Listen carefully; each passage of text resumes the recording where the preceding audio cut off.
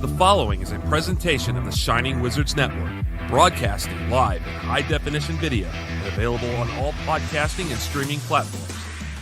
Follow us on social media at Wizards Podcast. Check out our merchandise at merch.shiningwizards.com. Do your Amazon shopping at amazon.shiningwizards.com. And become a Patreon supporter at patreon.com/wizardspodcast. And now, it's time for the Shining Wizards.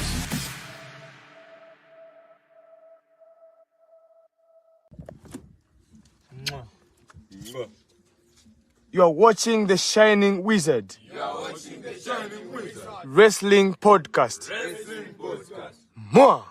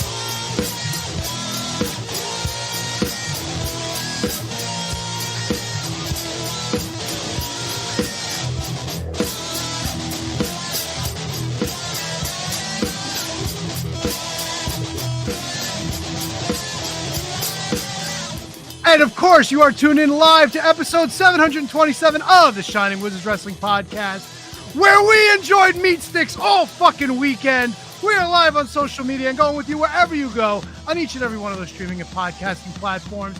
Time to take it around the horn. Tony. A double T. Handsome Kevin. Rondo.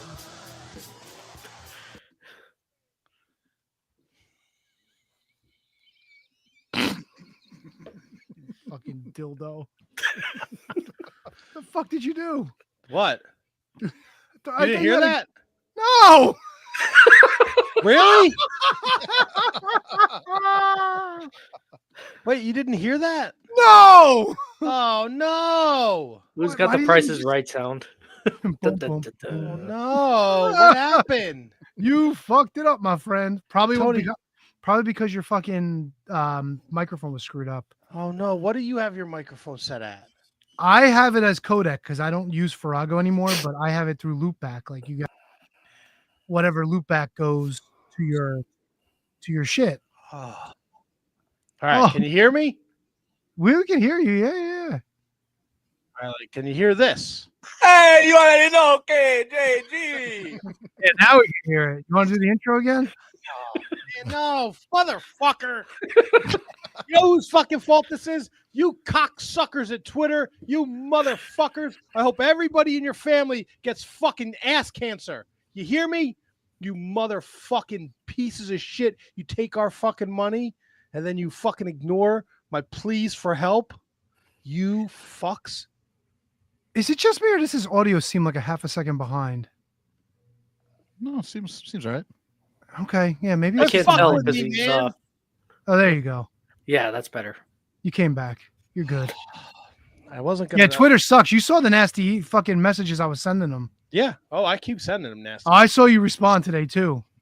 cocksuckers. You don't give a fuck about us. Motherfucker. Dan Barry's joining us tonight. Yeah, Oh, Kate, yeah. Fightful. Yeah. Chomping on some meat sticks. Oh yeah. Wait, can I play it? Can I play it? Oh yeah. Can I play it? Wait, let me Please. know if you don't hear it. And tonight, the Women's Royal Rumble match is presented by Slim Jim. Get savage with America's favorite bold and spicy meat stick. Snap in to a Slim Jim. Michael Cole loves meat sticks. Oh, best thing ever. We've been chomping them all weekend here in Indianapolis. Housing meat sticks. One after another after another. A lot of protein. Absolutely. Insatiable appetite, Michael Cole. There's so much goodness in that one fucking promo. I swear to God. I haven't heard anybody using the word housing for taking down a lot of something, probably since the 90s. And Pat McAfee says he's housing meat sticks. Cole says a lot of protein. I have no idea what the fuck's going on. Wait. If anybody would know about housing meat sticks, it would be KJG. Come on. That's fucked up. Punani. No, come on, bro. He wants that dick. Sick of them. Hate them all. How are you guys doing? Bro, I'm not going to lie. I was housing meat sticks all weekend myself. Love it. Who doesn't love a good meat stick party? Now, tummy sticks, on the other hand. KJG, now fucking HK over here. He just wants to eat a fucking head of broccoli. Yo, fucking weirdo. I fucking love broccoli. There's nothing wrong with that. He said because there's snow on the ground, he can't have the picnics he normally has. Clear a spot and eat it. Who the I don't fucking have picnics. Wonderful. You've known me long enough to know I'm not a picnic man. Yeah, but the shit you eat at a barbecue might as well be a picnic. Put down your red checkered blankie. My red checkered blankie. Put out a nice platter of raw veggies with some onion dip. I like that. Ranch. No ranch. No, ranch is horrible. If me and Tony are going to come out to Minnesota for your 40th birthday, yeah, I'm not. We want the meat, bro. Come on. I'm not eating fucking raw vegetables. So trust me, my wife loves meat. Nothing. Oh yeah. She made a bunch of steak on fucking Saturday. For who? For who? For her friend, my buddy J-Bo. He had some steak. Okay. Yeah. Kevin only likes tube steak. Meat. We are less than 2 weeks away from the HK PJ Polacco showdown. It's time for the Polacco Watch. Wait, less than 2 weeks away. That's in April. It's in April. Oh, wait. Time out. Hold up. What drugs are you on tonight? Can I get some? I thought it was February 16th. No, it's like April 11th and 12th, isn't it? Oh, it's even better. We got 2.5 months. Yes, exactly. Are you queuing up Polacco Watch? I thought. Oh, do you want me to do it? It's in the media shit. Okay. You asked me to do things. I do them for you, sir. It's all there. All right, people. It's time. Sorry, people. It's our first show. Can you do me a favor? Can you drop that banner for me? Yes, I can. I was actually doing a little Polacco research of my own here. Yeah. We're going. Everybody's excited for the Polacco Watch. Who's after this quality video here? Who can?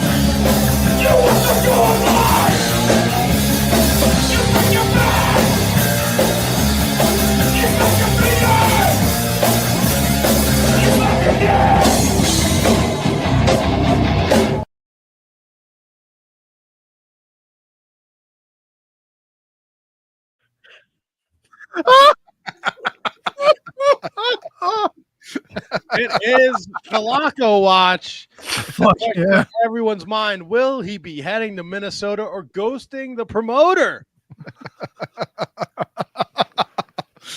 So I actually, when I was telling you I was doing a little Polacco research, I wanted to see how long ago it was I actually ordered the goods from him. That was September 14th, 2021 at 2:37.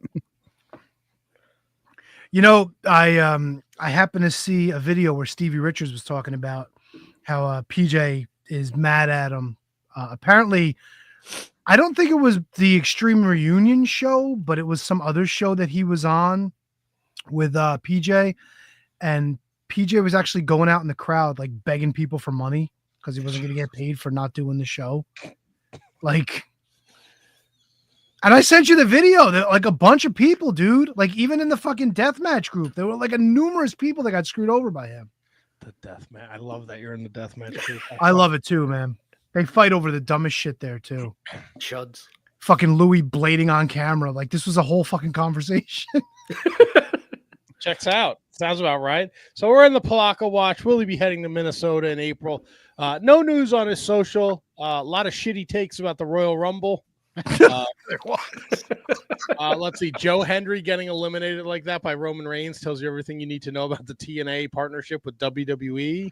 Oh, fuck off. Yeah, I know, because getting eliminated by the biggest fucking wrestler in the world is If it- terrible. If it was AEW, him and Roman would have fought for 18 fucking minutes, where Joe Hendry would have controlled 80% of the offense. I was in the 95 Rumble where HBK won. I was in the 96 Rumble, which I don't remember who won. LOL. I wonder Not why. choreographed. We literally just had a white piece of paper on the board of who's in and who's out. No rehearsals, no bullshit. Just real pros. Well, he Real was- pros. He Real wasn't pros. the first guy to ever take the Steiner screwdriver and the Stone Cold Stunner, so there's that. Oh, jeez. What a pro. I mean, look, he's got a lump on his head. Proof is in the pudding. So I don't want any Polaco pudding. Write that down, Polaco pudding. Oh, jeez. Yeah. With the broccoli recall, you might have no choice, brother. You're right. That's the Polaco Watch. Make sure you tune in every Monday for the Polaco Watch. Tony did unbelievable production for that. Asian Joe, someone blew the production budget on the Polaco Watch video. Did you notice the jockstrap was one of the things floating around his head? Yep. In yellow, mind you. That's the way it should be. We go from Polaco Watch to Kate's Corner. What up, meat sticks? How are you doing? Did you get your fill of meat Tony. sticks this weekend too? Oh, every weekend. Fuck yeah. Ain't no party like a meat stick party. We are back in the game. Tony Fuck saying yeah. inappropriate things. We're doing good. We're doing good. Yeah, we're back. I thought he was just talking about Slim Jims, but there's another meaning behind this meat stick stuff. That I don't even want to know about the pudding you guys were just talking about, because that sounds a whole new level of disgusting. Polaco pudding. Yeah, I'm good on that. Good on that. How are you guys? Happy Raw After Rumble Day. Oh, I thought you could say Happy Black History Month for a second. Also that to all of you guys. Just from the waist down. Hey-o! What, your ass? By the way, did you see the Bailey video that I sent around where she was talking about her cheeks? Holy shit, Fucking she's so funny, amazing. man. The way she was like trying so hard not to crack, I was Oh, yeah. dying. I'm proud of my cheeks. God bless her. God bless her. Did you also see? So, Topps put out a WWE trading card set, Yes, I did. and there's video of her and Rhea both opening a pack, and they both get Tama Tonga cards, and they both do the yeah. That's awesome. It's That's highly awesome. entertaining. Kate from Fightful at Miss Kate Fabe on the socials. She's joining us to talk about the Royal Rumble. You go into the Royal Rumble Saturday night, Kate. Expectations high. By the time the show ends, how are you feeling? I kind of split. Honestly, like I can't remember the last time we had a shock winner. Like that was really, really fun. Which they did such a good job with the build of making you feel like it could be any one of like five guys, and he wasn't one of those five guys. So I felt like that diversion worked really well. I'm kind of split on where does Jey Uso fit into the picture? Because like if we have him dethrone Gunther, we've seen that match before. It hasn't been my favorite. And that's exactly what we did with Sammy with the IC title this past year. So I don't like love that, but don't hate it either. Like that's a classic babyface story. It definitely doesn't seem like he and Cody are the way to go either, but we still have time. And I'm wondering, like, does Gunther lose by Elimination Chamber? Does The Rock come back and screw with Jay as a way of getting to Cody? Like, there's so many possibilities that are now open that I didn't even really think about. I'm very kind of like pleasantly surprised by the fact that the CM Punk, Seth Rollins, Roman Reigns triple threat that seemed to get set up out of that isn't for a title. I actually think that's kind of awesome because it's three top stars that don't necessarily need one. And Charlotte was predictable, but I think her and Tiffany Stratton is an aces call. Like, I think that match is going to be so fun. I think from a character perspective, it can be really cool too. I just like the in-ring on a Jey Uso single run hasn't been there for me that much, but I love that they gave us something different and that there's all these possibilities that make the road to WrestleMania way more exciting than it would have been, I feel like. It seems like they really are going to go in the direction of Jey Uso challenging Gunther. What's the thought about that match being the headline of WrestleMania? Does that stack up to you? It does it. And they've done stuff like this in the past where they like have said that the women's match is going to be the other main event because that's a Royal Rumble match or like the winner there would get the other night and then they just didn't do it. Right. But like, it's kind of tricky now when you have Punk, Rollins, and Reigns in one, and you have possibly Cody and Cena in another. Like that feels so obvious. I don't know. I don't know if that feels like the main event caliber match, partially because we already saw it a bunch of times. Like we've seen Gunther and Jey Uso a bunch. So I'm hoping that something more interesting happens along the way, or that they produce a match that is more exciting than we've seen at Saturday Night's main event that we saw in the past. Because I feel like Jey Uso in ring wise has been kind of one dimensional from a singles perspective, but I'm open-minded. I hope that something interesting happens with it. Now, is there a world where the favor that Paul Heyman owes CM Punk gets Punk involved in the Jey Uso Gunther match for the title? I think that's very possible. I think that could also be very fun. But then I feel like if you're gonna undercut Jay's big moment, the person to do that should probably be The Rock or somebody in the Bloodline mix. But it also feels kind of crazy that Punk, Rollins, Reigns isn't for a title. That does. I like it. I like when marquee names do something title adjacent, but I wouldn't be shocked. That's a good way to start a heel turn with Punk too, which I just have been asking for since he came back to AEW. Like, heel Punk is so much more money to me than hockey. It's great to be here. Like, I'm over it with that. Like, let's get back to the juice with CM Punk. When he has like a proper opponent, the promos are a little better. But I would love for that to be the start of a proper turn, because Roman is a face with a lot of like people in the company that don't trust him. So I feel like turning Punk proper heel and turning Roman proper face could be really, really fun. So we'll see. A lot of possibilities. So you're thinking Cena's going to win the Elimination Chamber then and punch his ticket? I think so. I think I really would have done Cena Gunther. Like, I think that is such a fun, that's so classic. Like the forward heel, John Cena winning the title as like the American babyface could be really fun. But I do love this idea of the looking in the mirror babyface handoff thing that you could do with Cody. And I also like that WWE is getting away from has to be face, have to be heel. But I like John Cena, man. If anybody deserves to like break that record, to do it at Mania, he feels like the guy. I also, one of my co-hosts at Fight Club said, and I love this idea, like if John Cena just vacated and the next Royal Rumble was for the title, I think that could also throw a really interesting wrench in the gear. I feel like he probably goes out properly because it's John Cena, but man, if he just vacated and the next Royal Rumble was for the title, we haven't done that in decades, right? So some interesting possibilities. I like this. I like this. Matt, you look confused. I think you might be thinking of Roman Reigns actually having to defend the title in the Royal Rumble. Oh, that's all the same. I mean, he didn't really vacate. I mean, he went in as champion. You know? I was going to ask the women's Rumble. Yes.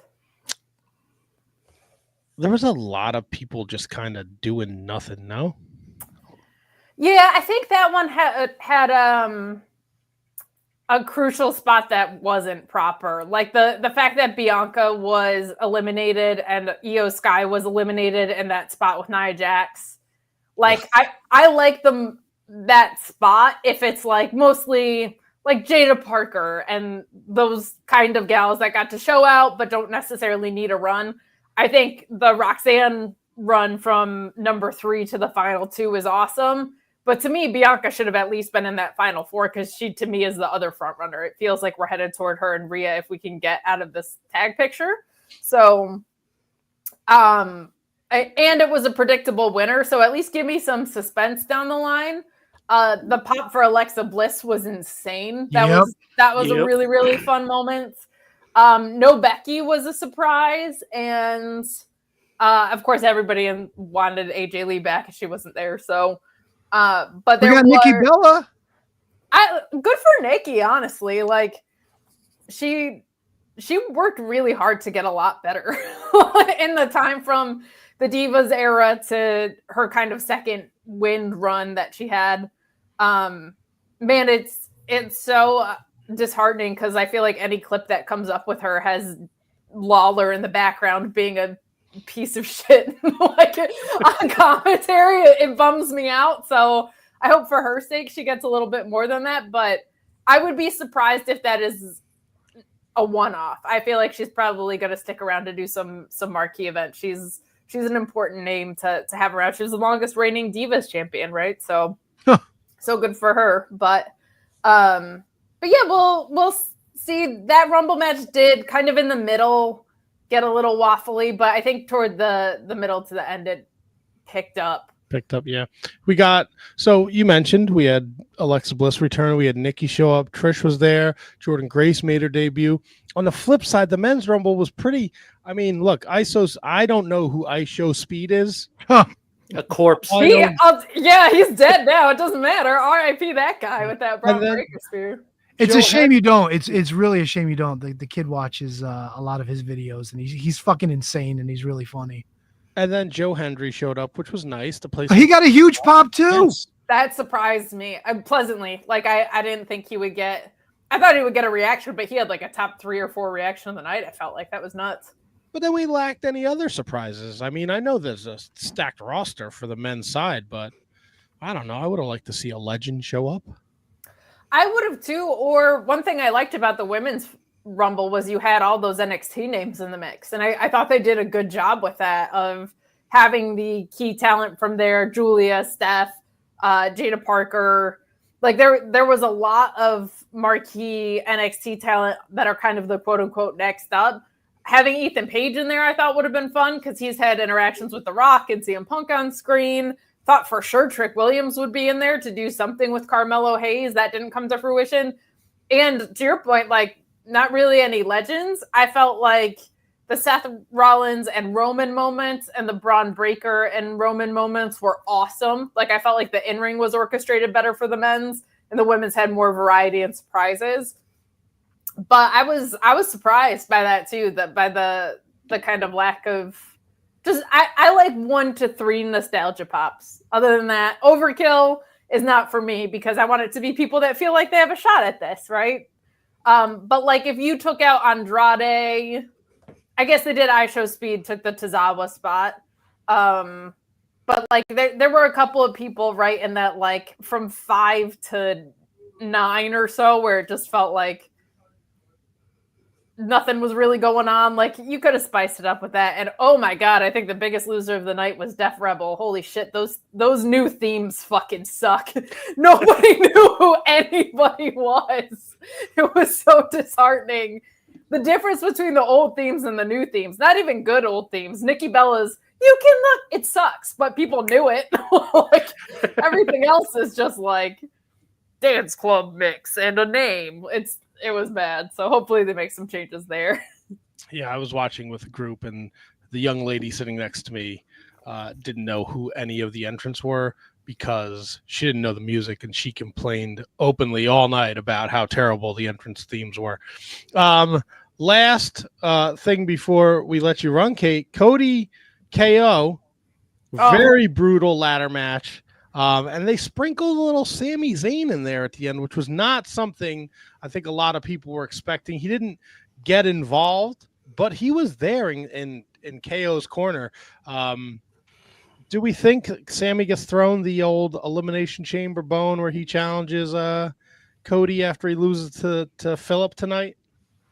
Man, I wish, but I think they're just going to be lazy and do Kevin Owens versus Sami Zayn. Honestly, I think we got a promo of Kevin Owens saying, like, I'll have your back in the Rumble if you have my back in the match. Neither really happened there, right? So I think Cody is probably destined for a Cena match, but I would love it. Sammy is just such an unbelievable face to me, and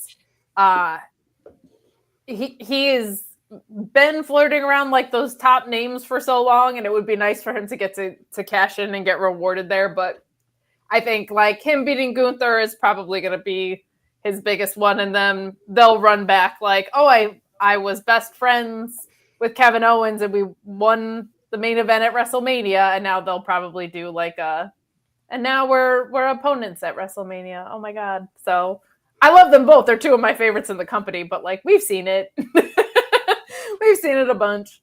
If you had to give a letter grade for the Royal Rumble, Kate, what would you give the Royal Rumble? Oh, it's so hard because so much of it I feel like depends on how the rest plays out. So I'll go with a solid B, because I feel like Jey Uso versus Gunther ain't it, but I'm gonna leave room for that to get really exciting because I think some shenanigans could be on the way. I'll tell you, if you can look past the fact that Lee Fitting at ESPN was a total fucking creep, what he brought to the Royal Rumble, the presentation, holy shit, with the shit on the bottom of the screen was fantastic. All of the production upgrade. Actually, AEW is finally starting to catch up with that a little bit too. Now that they're getting $3 million a week or whatever, you're starting to see it show up there in these production upgrades. But yeah, it was. I think Sean had made a joke. Somebody made a joke that like, nice to see AJ Styles' entrance this time, huh? At the Royal Rumble, nice to see it. Yeah, very, very, very, very big upgrades on the weekly television, but definitely showed up in an event as like kind of crucial as Rumble is. I love it.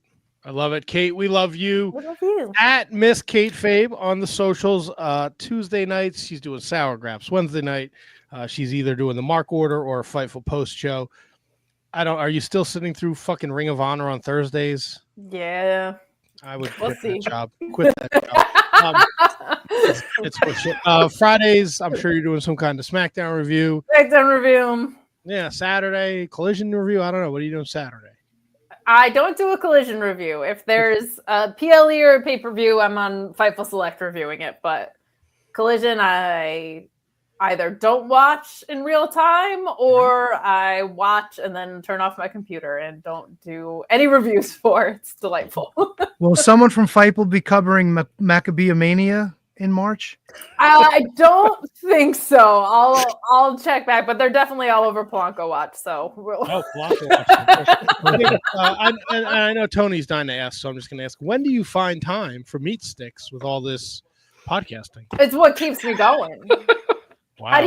How do you think I pursue such an aggressive podcasting schedule if I'm not fueled by meat sticks constantly? I don't know. Fucking Handsome Kevin's eating 2 bags of fucking raw broccoli a week. I don't know if that's more in your wheelhouse. His face right now is so the minute you leave, he's going to say something inappropriate. I would never do such a thing. How dare you? Mm-hmm. Mm-hmm. Well, we'll test that theory, all right? Now, this was last time Kate was on. She was very appalled. She said this. Do I look bad? Why isn't he making jokes like about my tits or something?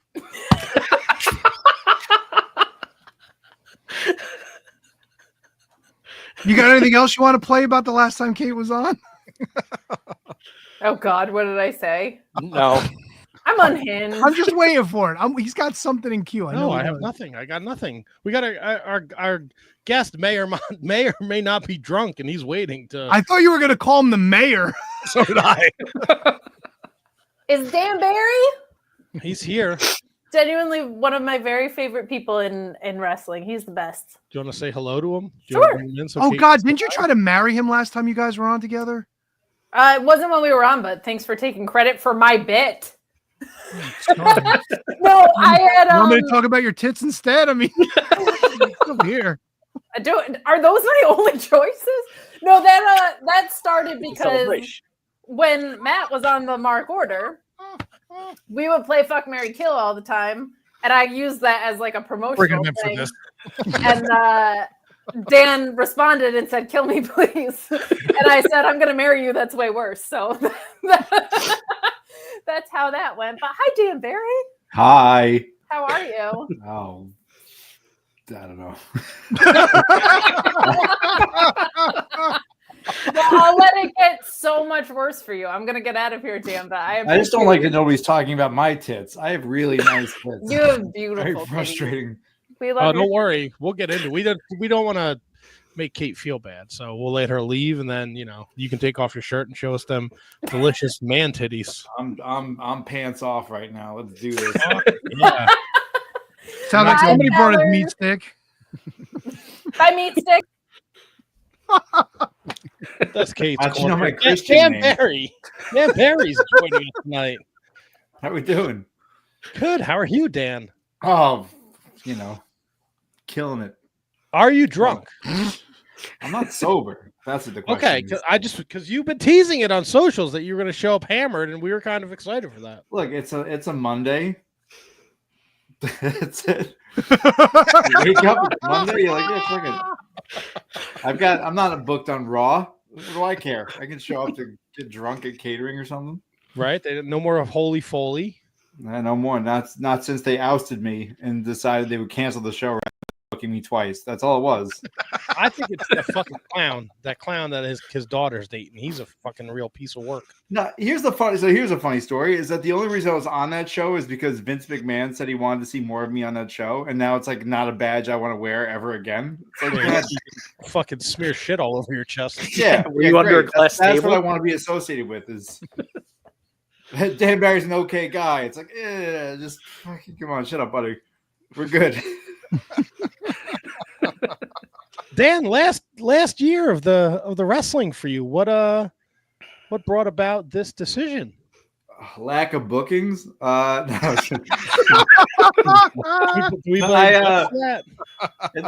It's what's the point of having me? You know what I mean? I'll just be, without trying to be like super self-deprecating, after like 25 years, about, give or take, at the end of the year, it'd be like 25 years since I first stepped into a wrestling ring.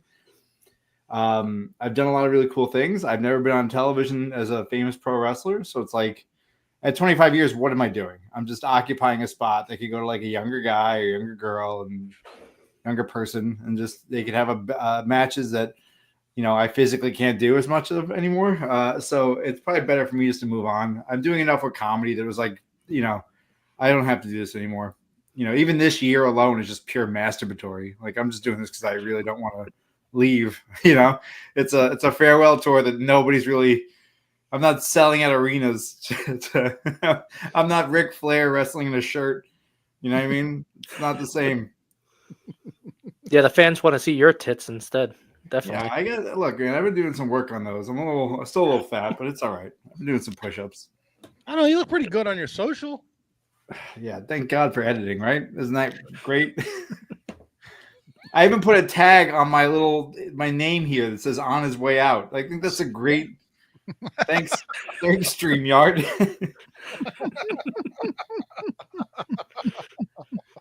Do you not?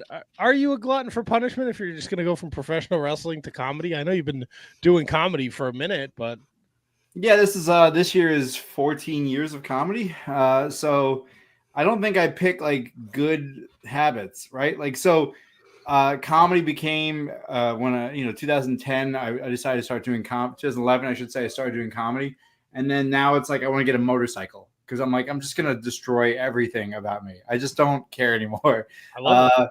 No, to me it was like a nice creative outlet, and it was a lot more fun to make fun of things than to show up to a VFW and get the shit kicked out of you by some dude who thinks he's the next one to get signed. You know what I mean? Like, it's just not. I'm not into it. I have nothing. Here's the thing: I have nothing left to care about. I don't. I could say, I love it. I love it. Ask a question, I'll answer. What's going to happen? You know what I mean? Like, Right. And now with this fucking WWE ID, you don't need to fucking be going up against one of those. They got to get all their spots. Yeah. Let me help. I'm going to say a guy. I'm only going to pick a guy that I actually like. Yeah, let me go help Bryce Donovan get over. Yeah, that's what I'm going to do.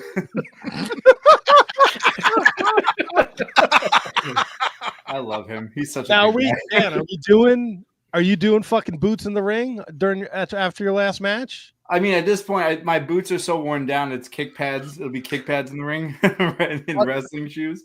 I think my boots have been destroyed at this point, and I debated fixing them, and I was like, I'm only gonna wear them 16 more times over the course of a year. I don't care. I'm not gonna fix them. I'm just gonna auction them off and use the money to buy Wendy's. I'm not sure what I'm gonna be able to get with that, but. Here's what you do, Dan. Boots played out. Boots in the ring played out. Leave your trunks. Take the pants off. Take the pants off. There you go. Yeah. Wave goodbye.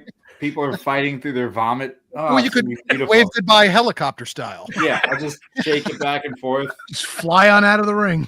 Bruise my thighs. I wear a kilt now, so I'll just hang out the bottom like a grandfather clock. It'll be beautiful. Get the people. You'll be a social media hit. Yeah, that's it. That's how I finally get over. It's just, oh, look at that. A meat stick. That's a callback, boys. I like it. See, I'm good at this comedy thing. Let's go. What a fucking. Are you standing up or are you sitting? Standing. I have a standing desk because 41, and this is what you have to do now so your back doesn't hurt as much. Maybe I should get a standing desk. Guys, I'm telling you, life changer. Because just when you think your back couldn't hurt anymore, you're like, you know what? I'll just stand up and do shit I don't like to do. That's the joy of it. You know what I mean? Interesting. Yeah. I love this desk. I push a button, it goes all the way back down. I sit down, I go right back to hating life. I could stand and hate life, or I could sit and hate life. And today I'm standing. Oh, well, I'm glad that you're not hating joining us tonight. No, I stopped. I didn't even get dessert today. I wanted to hang out and bullshit and say hello and, make Kate uncomfortable, make her have to leave. Tony does a good job of that on his own, but, he'll take all the help he can get. Hey, whatever. It's small victories. It's fun, man. Everybody just jump on in.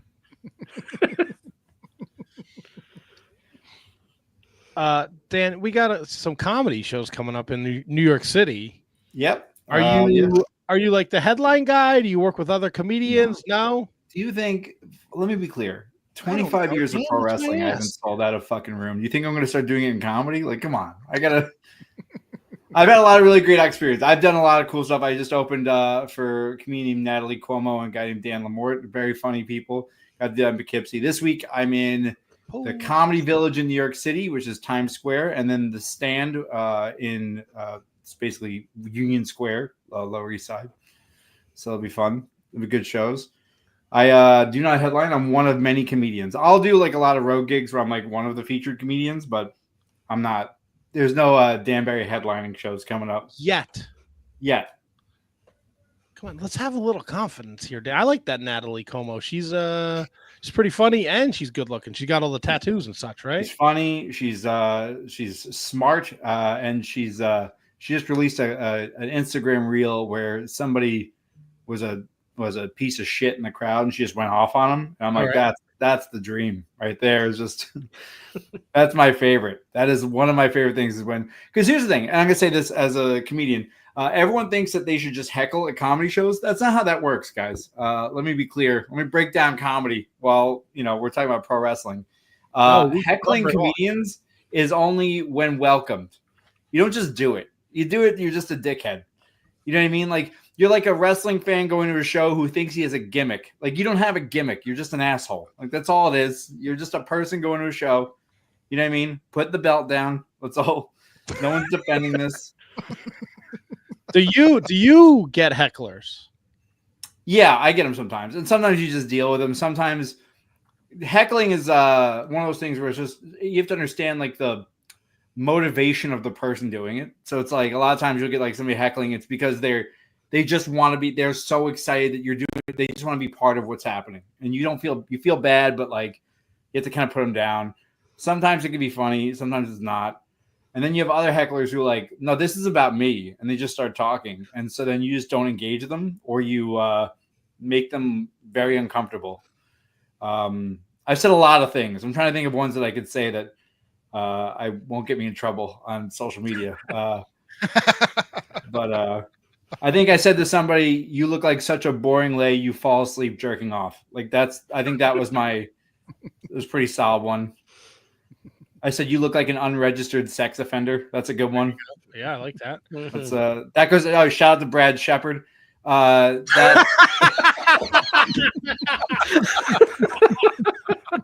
again. I don't care. I don't. What's gonna happen? What's gonna happen? Dan, this is the place. If you don't care, this is the place for you on our podcast. Because I don't. Yeah, I also don't give a shit. What's gonna happen to me? What do you think? AEW is not gonna call me again? Like it's fine. Like I can say whatever. Impact still owes me $150, guys. I don't fucking care. This is my life. Is that Dixie Carter? Is that fake gold? That's Dixie. Jeff Barrett? That's Dixie, baby. That's Dixie Carter time. That's Impact when it was running at the Manhattan Center, and Jeff Hardy took that bump off the cage and landed on the stairs. It was that night. Yeah. I got beat up by Eric Young, and they're like, "Yeah, checks in the mail." I didn't even get pizza, which is bullshit. That old gag, checks in the mail. You fell for it, sucker. I'm a fucking mark. I gotta gotta stop this shit. Panda energy money, bro. It was so funny. Like I was like, oh, we gotta get you your paycheck. I'm like, I didn't even fill out paperwork. And they're like, see you later. Get on safe. What also is funny about that story? So there's a story of me I did the Impact. It was like my one. Like I just got beat up. I was a security guard. It's fine. I wasn't supposed to do it. I was like at work. I worked in Manhattan at the time, and I was coming to meet Tommy Dreamer and Bill Carr, Dutch, and we were just meeting at the Manhattan Center to hang out. And Tommy goes, "You want to take a pile driver on the stage?" And I'm like, "Sure." He's like, "Okay, I'll see you. Be here at 4." So I get there at like 4:45 because, and Tommy's like, he's giving me a pile driver later, so you're just gonna get beat up. And I was like, okay. So then Eric Young just beat the shit out of me. It was great, and then they never paid me. So, son of motherfuckers. Yeah. Unbelievable. Have you ever? Did you? Now this Impact. I gotta ask because Tony is hot for Dixie. Is the two becoming one? Did you see it up close and personal? She's got a wonky eye. Her eyes are wonky as shit. Man, come on. I can tell you that the 2.5 seconds I saw her, I don't think I was like, look at those wonky ass eyes. I'm pretty sure I was like, hey, that's Dixie Carter. And then that was it. And then I saw Kurt Angle. I saw Kurt Angle, and I saw people in catering not respecting the fact that Kurt Angle wanted to get something in from catering. That's what I saw.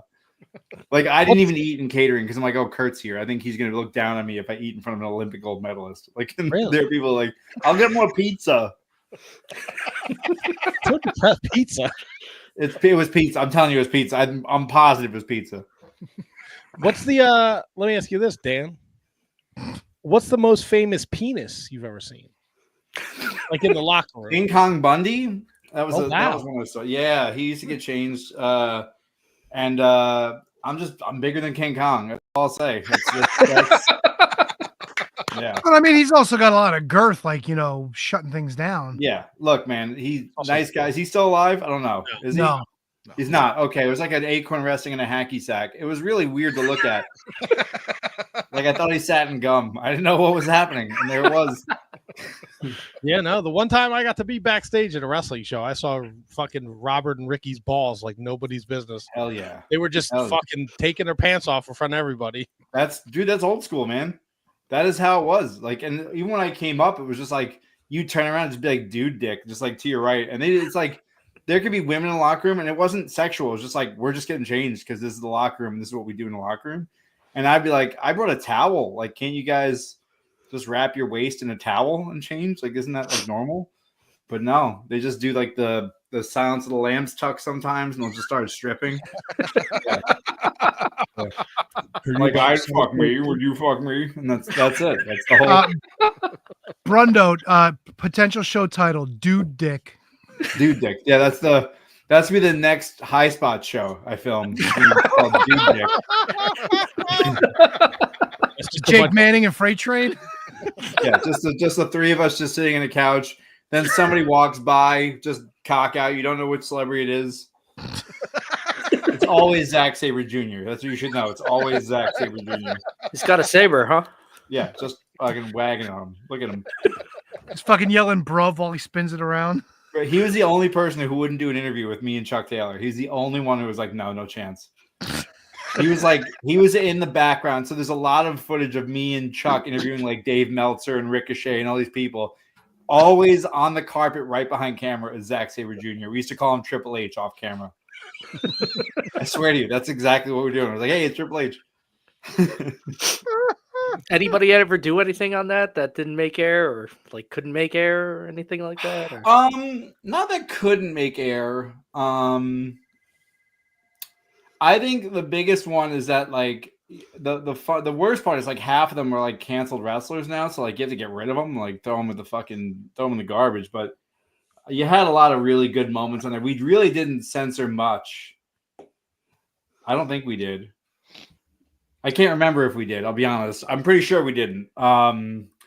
We had Matt Riddle telling us how he beat up a bear. That was one of my favorite things that ever happened, was just having him do that, because I realized if you talk to anybody in MMA, you can ask them those questions and it'll keep them occupied for like 45 minutes. Like you see cauliflower on a dude, just be like, hey, how do you choke out a stegosaurus? Be like, okay, first off, let's just go. You can like go get some milk or something and come back. Dan, did you ever?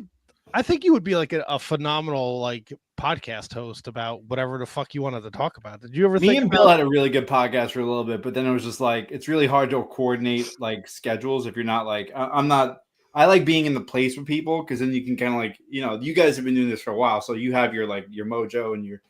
Me and Bill, like I loved being in the room with him doing it. I hated like Zoom because he would just like look at it on his phone while he was doing something else, because that's who Bill is. Like it's just. But I had some of my favorite moments. We talked about if you could create a roller coaster, what would it be?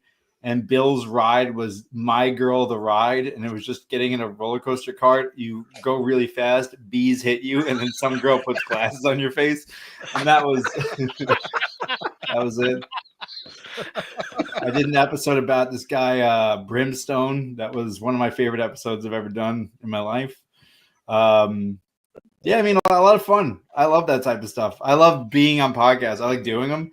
I think the problem is like getting other people to like commit to doing it with you. So you're just like, I'll just show up as guests and just say random shit, and people be like, oh, Dan's weird as hell. And that's it. That's all I got to do. I love it. I think you're fantastic, Dan. Oh, thanks. Is this like a snippet of what your comedy show is like? No, my comedy show is way more self-deprecating, and I talk about being a liberal but looking like a cop. That's another fun thing that's good for me.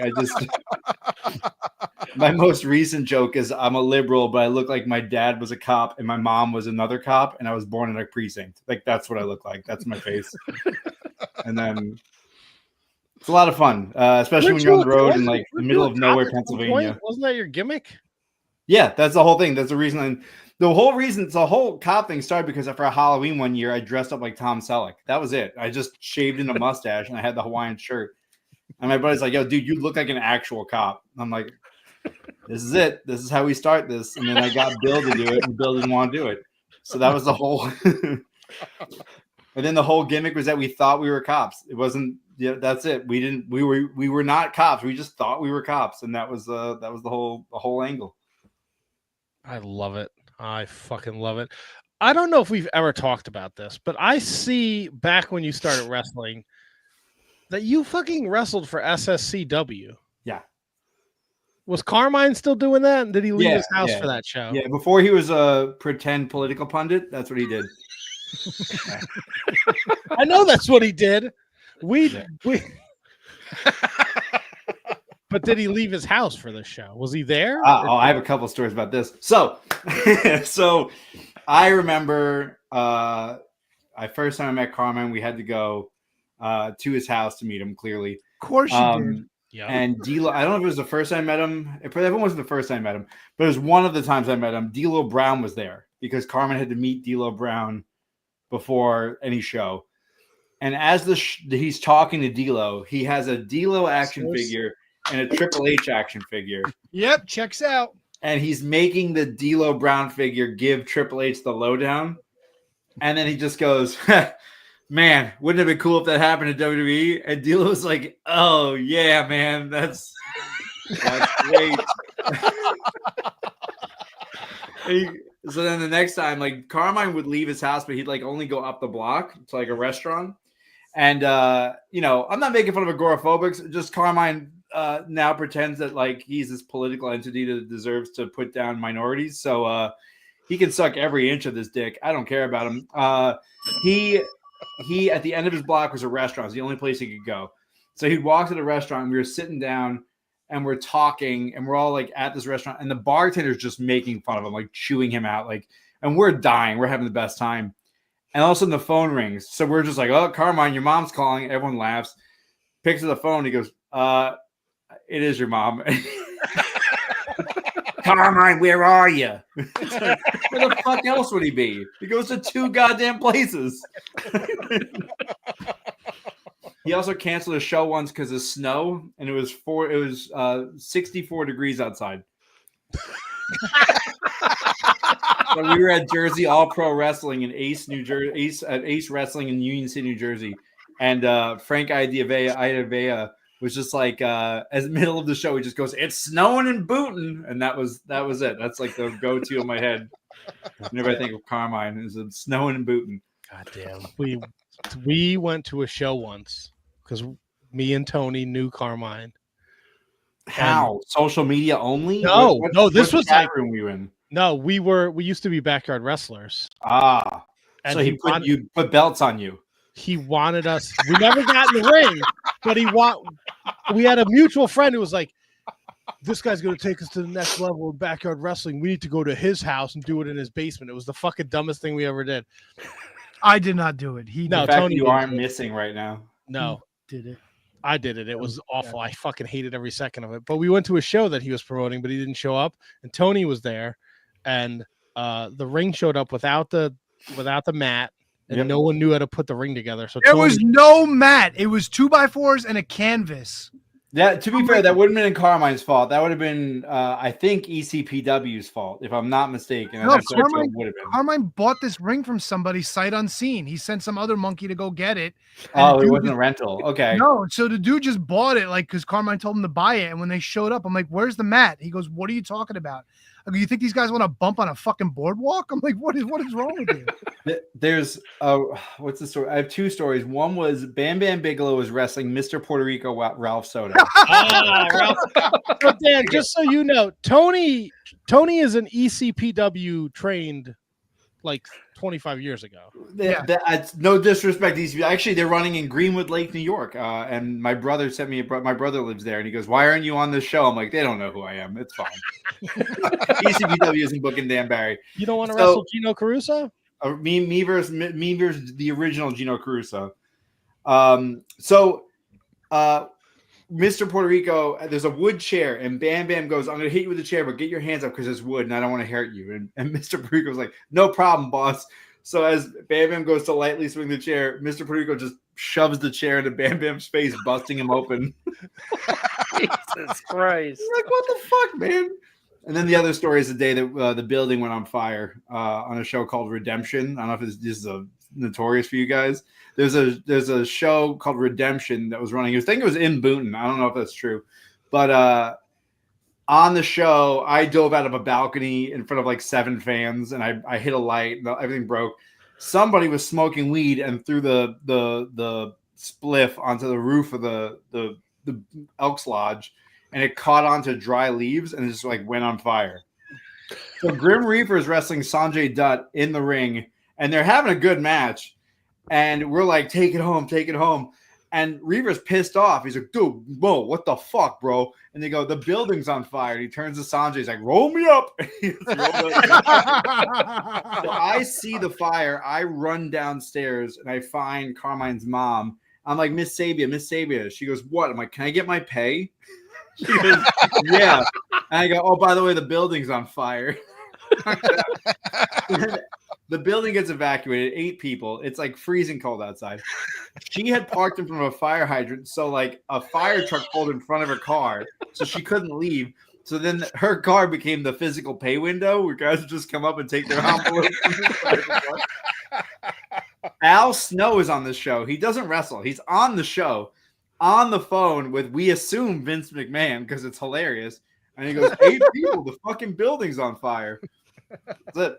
Great show. And we all were like waiting, and our merch and our clothes were upstairs, and we were stressed out that we weren't going to get our stuff. So while the firemen were going up one staircase to put the fire out, they're like looking to the right, and from another staircase, we're coming up and getting our merch in a burning building because I can't afford to get new tights. Fucking fantastic. Matt, too bad you weren't at that show to pull the fire alarm. I never pulled that fucking fire alarm at that show. That's not what I heard. Bullshit. It's all hogwash. I didn't even go outside until King Kong Bundy kicked me out. Then King Kong Bundy was like, "Get out of here! Look at this dick." Well, I Small dick yelled. energy. I told King Kong Bundy he had the dick do disease. His stomach hangs out more than his dick do, and he threw me out of the. No. You yelled really loudly while everyone was quiet. You wanted to play Bundy in a game of hide and go fuck yourself. That's what got you thrown out. It wasn't the dick do. It was the go fuck yourself where he's like, fuck this. And then Matt said, well, if I can't watch the show, nobody can. Oh, the fucking fire alarm. Bullshit. I mean, 20 seconds after you got excused from the building, the alarm goes off. Yeah, but that wasn't me. That's what we call circumstantial evidence, sir. Like we all saw it. Doesn't they have the goo inside that gets your fingerprints when you pull it down? Don't you know that? I didn't do it. It's actually supposed to spray like a blue thing at you. I don't think it does anything though. I'm pretty sure you could just pull it. What's it, fucking Avatar? Spray a blue thing at Yeah, me? all of a sudden you're just blue. You got a tail. You plug into things to have sex with them. Check it out. Just think about that. I want to point that out in Avatar. He tucks his dick, his tail dick into that girl's vagina tail, right? And that's how they make love. But he does it to like a banshee. He does it to like that. This guy's fucking everything. He's just. How do you partner the banshee with you? How you fuck it? You're fucking good. That's what you do.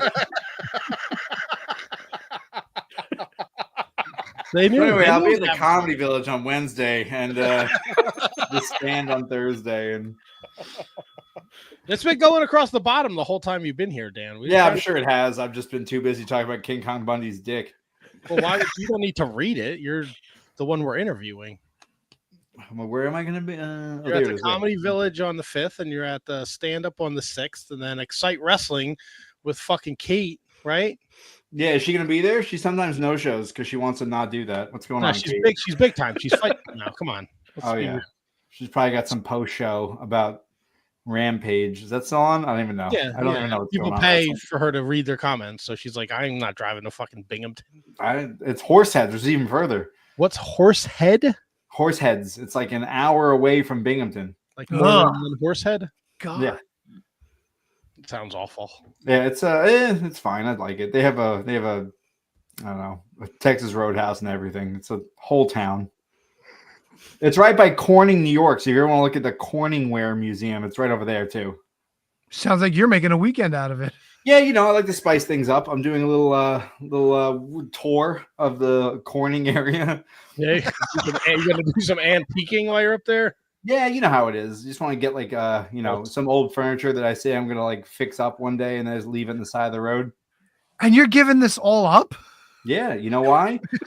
Because I was gonna make a very suicide-based joke, and I felt like that probably wouldn't be a good idea. So yeah, don't do that. We can't put up the fucking hotline at the bottom of the screen. Yeah, We're already that's it. scrolling your appearances. I'm sure it would have killed. I've done Oh, enough. Jesus, Brondo. Holy shit. Oof. Kate's saying I do an incredible impression of the promoter. Let me be clear. Johnny Moose. Hey, buddy, what's going on? Hey, we're gonna go. Hey, Deb Barry, you gonna be here in the next show? Maybe. Johnny Moose. Johnny Moose. Hey, Deb Barry, what's going on, bro? Ah, come on. You want to do it? That sounds like every extra on South Park. Dude, it's Saddam Hussein. Hilarious. Hey, come on, guy. Hey, come on. Yeah, come on. Hey. I have a lot of that's also my Biff Busick is also my Tommaso Ciampa. Oh, no. What are you doing, bro? Fucking yeah, gonna be great, dude. Yeah. They'll have that voice. Do you have? Hey, Dan. Before we let you go, let's ask you this. You've been 20-something years in the wrestling industry. The Joey Janela fist fight at the merch table over the weekend. First off, is that ridiculous? What's that guy's name? Brad? Dylan Bostic? Dylan Bostic? Oh, sorry. It was back to Brad Shepard sucking butt. Dylan Bostic. I saw his rap video. Oh, my God. Got a rap video? Oh, yeah. Go on social media. It is. All right. We need to find this now. He misses those beats more than he missed punches on Janela's head. I don't get it. It is terrible. And like, let's just address this. Flipping a table when there's like fans around trying to buy merch, like, wow, you're fucking sick, dude. That's awesome. One. Two, what was your end goal? Oh, he said something mean about me in 2020. Are you fucking kidding me? Like, is that the thing that set up a fight? I can't imagine a world where like 4.5, 5 years later, I'm like, you know what? I'm gonna fucking get him. This is my moment. And then you put it on social media. By the way, you committing a crime on social media to be like, look how, and he wrote gang shit. A blonde-haired, fake tan dildo is writing gang shit on his fucking post. This is the world that we live in. Where like that's like, dude, see how fucking cool I am, and everyone's like, yeah, man, like you were a real dick. You just like swung on a dude who wasn't trying to fight, who had a torn bicep, by the way. Like you're not cool. You're a fucking 30-miler who bought a ticket to another fucking show to pick a fight with Joey Janela, and it made you look like a dick. Like, nobody won the fight. Let's all be clear. Right. Joey Janela didn't beat up Dylan. Dylan didn't beat up Joey Janela. It was just a scrap that got pulled apart. And then every wrestler in the world was like, you know what? I kind of want to stomp on this dude's head. And I don't blame him. He looked like the fax machine from fucking Office Space. Just dudes jumping on his fucking... I don't know, man. I'm kind of digging this video called Top Down. Oh my God. It's like if you listen to the rhymes, it doesn't hit the beat where it's supposed to. I don't know, man. He's got 1.2 thousand views on this. 1.2 thousand? Wow, he must have watched that a lot. Sorry, I don't want Mr. Dillon coming to where I work and flipping a table on me. Oh, dude. But here's the thing, like, what's he like? Was he gonna leave Indianapolis? No fucking chance. Oh, he's in Indy? I don't know. That's right. Isn't that where he got in a fight with Janela? That's right. Yes, that's where the fight was. He did buy a ticket to the show too. Yeah, Brett. that's the thing. He paid full price to flip a table. Like he was on a mission, bro. I get it. Also, like you're picking a fight with a guy who's trying to sell merch to fans who are not involved in your petty bullshit Twitter drama, and now you fucking think that you're a badass. Is like fuck you. Like you're a fucking idiot, and it's just you just want to see idiots just get like stomped out of pro wrestling. Like it's just. And then you think you're done. You're like, oh, the idiots are out. And then somebody goes like, oh, vaccines kill people and cause autism. Like, you're like, okay, I got to stomp on your head now. Like, you're surrounded by assholes. I don't know what the fuck is going on. Keep your head on a swivel. February 2029. I can't wait. I can't. Yeah. A few years from now, I'm gonna be sitting. I'll probably be just like watching TV, and he'll just come my living room, like sit my coffee table, miss 3 punches, and my dog will shit on his head. Like, you know what I mean? Like, that's what's gonna happen. Fucking Dan, you're fantastic. Anytime you want to come hang out with us and just shoot the shit about anything. Look, anytime there's an opening or some new like social media outburst happens, like I'll be happy to come on here and sabotage my own career. I don't care anymore. What's gonna happen? What's gonna happen to me? That's just you know what I mean? I'm still gonna wake up tomorrow. I'm gonna wake up tomorrow. I'm gonna be really hungover. I feel bad for Janela because that probably fucking hurt him, man. Kudos to Janela for like initially being like, "What the fuck are you doing?" I think the best part of that video is his girlfriend is just standing there and she thinks it's one of his That's fucking the thing. dumb pranks. Like she thought it was one of my stupid bits. It's like that's fucking great. Like, even she's like, "What is this idiot doing?" It's like, "Oh, he's getting beat up." Okay. Well, guys, follow at the Dan Barry. We got this is the last year. You're gonna sell like t-shirts or some shit, Dan? What the fuck am I doing? I know. I'd buy a fucking Dan Barry t-shirt.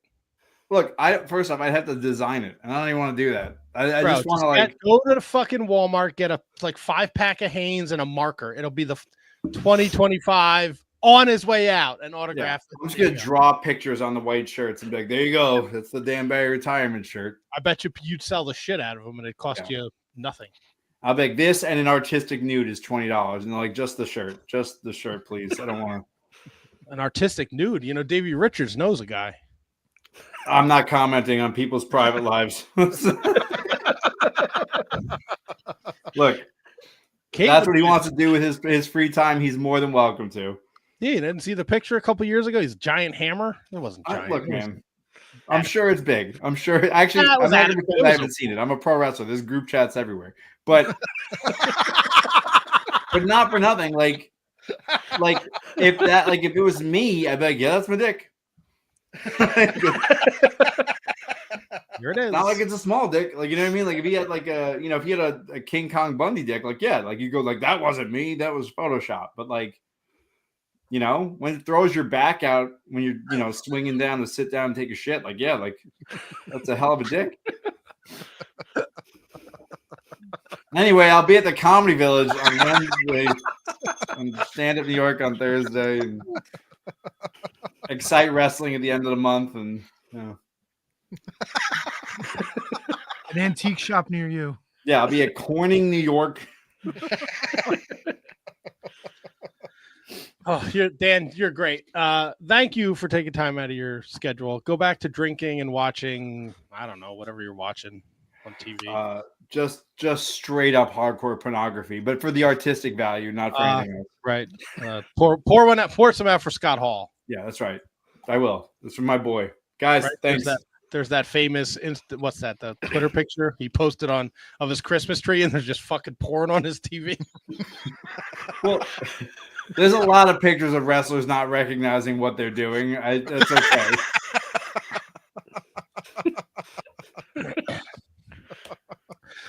Dan, you're great. Thank you again. We'll talk soon. Good luck at the Comedy Village in the Stand. If you're in the New York area and you enjoyed Dan's stories here, I'm sure they're only better in front of the right crowd. Hopefully. Bye. Definitely. I think they are. Bye, guys. Bye, Dan. Have a great night. At the Dan Barry, he's on his way out, so make sure you give him a follow and bring him some meat sticks when you see him at Excite. I don't know how he's been on the show like 3 times. How did we just realize he was on an SSCW show? Maybe he's talked about it before. I don't remember the fire story though. It's a great story. Yeah. Yep. What's up, HK? You look like you're gonna say he's something. Got a thought percolating. No, I was just thinking, like, during that whole thing, you said you didn't pull the fire alarm. You didn't even go outside. Like the fire alarm's on the outside of the building? I don't know, because I didn't pull the fucking fire alarm, Kevin. No, something don't smell right here. More suspicion. I was with you before, but we are like 20 years past this. Like, why would I continue to lie about this? Well, you can't turn now. You can't go, you know what? You're right. I did it. You can't do that now. You've committed. But I didn't commit. Yeah, but statute of limitations on falsely pulling a fire alarm, it's got to be long over. I did not pull the fire alarm. Yeah, you probably did.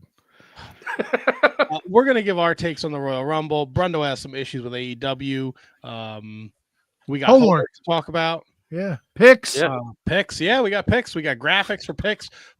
Are we going to find out our punishment, Tony?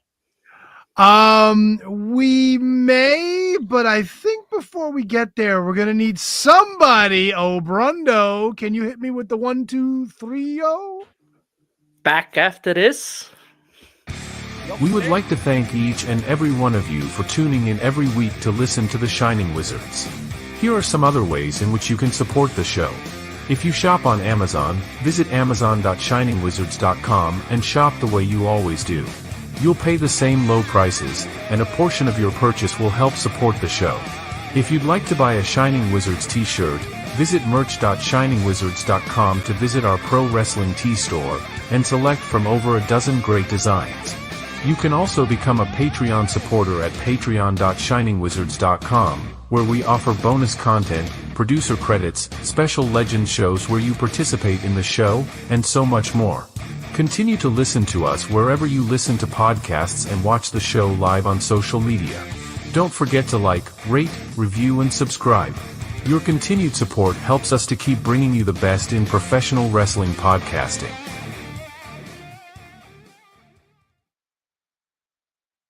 It's time for your weekly lineup of shows on the Shining Wizards Network. On Mondays, it's the latest from Gorilla Brain, featuring the Year of Duke and Rogue, covering a year's worth of classic wrestling, and the Tots Pod, introducing the world to wrestling action figure collecting. Also on Mondays, it's 30 Screams or Less, a weekly review of horror movies in 30 minutes or less. On Tuesdays, it's the Shining Wizards, covering everything in the world of pro wrestling. On Wednesdays, it's the Mark Order Podcast, keeping you up to date on everything AEW. On Fridays, it's Horns Up, as Radioactive Metal brings you everything in the world of heavy metal music. On Saturdays, it's the ROH Revelry, covering everything in the history of Ring of Honor. And on Sundays, it's the Inconclusive Breakdown, featuring weekly top 10 drafts and keeping you up to date on everything happening in the world. The Shining Wizards Network is also the home to other great shows, like the Brocast, your watch-along podcast from Down Under, featuring some of the greatest matches and movies in history. Turnbuckle throwbacks, paying homage to the greatest shows in the history of pro wrestling. Wrestling Night in Canada, a focus on wrestling with a north-of-the-border spin. And Going Underground, a show that takes you back through the history of Lucha Underground. Enjoy all of the amazing shows on the Shining Wizards Network, available wherever you listen to podcasts and at shiningwizardsnetwork.com. It's the Shining Wizards Network. Entertainment here.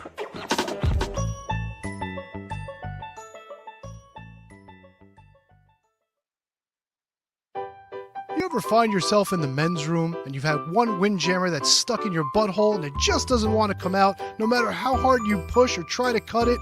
You need to get yourself a pair of turd tongs. With a comfort tip and a cushion grip, it's the easiest way to get those windjammers out of your butthole. And if you act now, you can get the bonus butt scraper absolutely free. Get a set for your car, put a set in the office, have one in each bathroom in your home. Turd tongs and the butt scraper will absolutely help you. You'll be so happy, you'll want to spend every waking moment in the men's room, even if you don't have to go to the bathroom. So get on the phone right now. Call 551-333-1030 for only $19.95 plus $3 shipping and handling, or send check or money order to Turd Tongs at the address on your screen.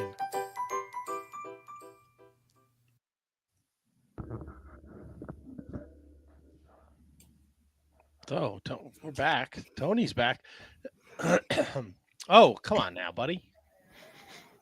What do you think? This is the Grammys? Grabbing your junk like that? The Grammys? I don't know. Someone grabbed their junk last night at the Grammys. The Grabbies? Who did that? The Grammys. You see this? I think we're live on Instagram. I think Dan Barry made us live. Sweet.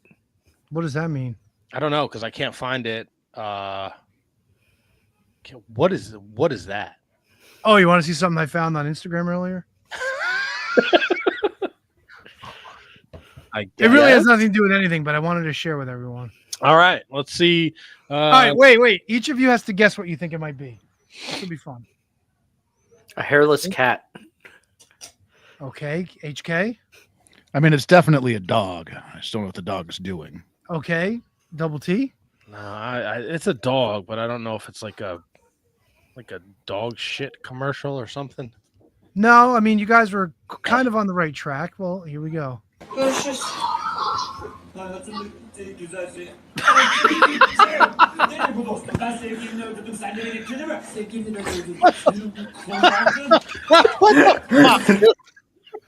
Dude, that was nuts.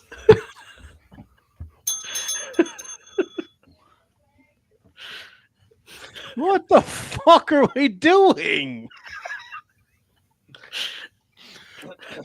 Jesus Christ, man. Are we still streaming with Dan Barry? It says it. I can't find it on Instagram, but it says we're live or we were live. I don't fucking know. Oh, boy. Whew. Holy shit. Well, if you listened last week, it was decided that picks for 2025 were taking place. KJG and Tony finished the year tied. So they had to become the conglomerate and decide on a punishment for myself, Brundo, and HK. Tony, I guess the floor is yours. So I know we were kicking around the idea of maybe like, dresses, wigs, dressing up like women, but we figured it might kind of be too sexy for something that we could put on, the internet. So KJG and I put our heads together. Oh, yeah. How creative are you guys? Like, you guys used to do like arts and crafts. Did you enjoy it? Did you not enjoy it? Nope. Okay. Well, so you don't necessarily need to do that. But what you need to do, because the punishment is going to happen on April 7th, we need you guys to each show up with a puppet. I don't care if it's one of those like Sesame Street puppets. I don't care if you make your homemade Mr. Socko sewing some buttons on an old fucking tube sock. But everybody's got to come correct with a puppet. Because what we're going to do on April 7th, KJG and I are going to demand every time we feel someone is either inappropriate, uses an insider term, or for any other reason that we feel needs to have a puppet chime in, we're going to dictate to one of you three to have your puppet chime in, and we're going to choose the voice of your puppet. So if Brundo does something silly, I'll say, Brundo, you're up. I want to hear a zombie Macho Man puppet. And then he's got to do for the next minute or so everything he was going to say as the zombie Macho Man puppet. Yeah. Can I ask you this, Tony? What's up? Will there be maybe like say the best puppet? Will there be an award for the best puppet? Will there be maybe some lenience to the wizard who brings the best puppet? Lenience can only be doled out by either me or KJG. Now, having the best puppet, would that help in that area? I think it'd make it more fun.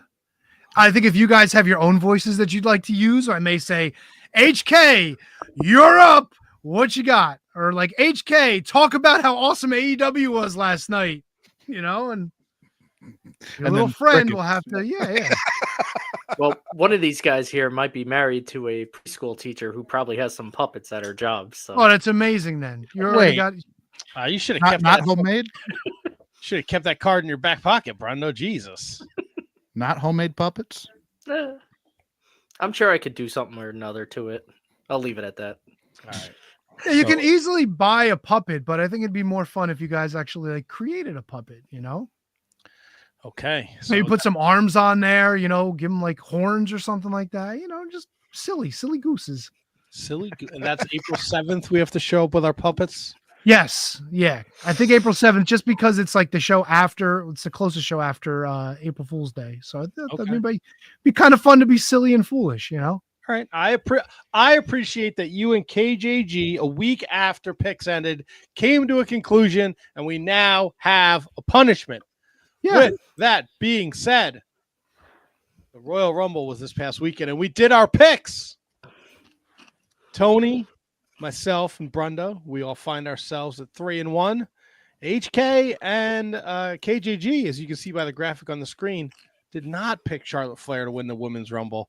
And they find themselves at 2-2. There are only 4 matches, but this is a start to the 2025 pay-per-view picks.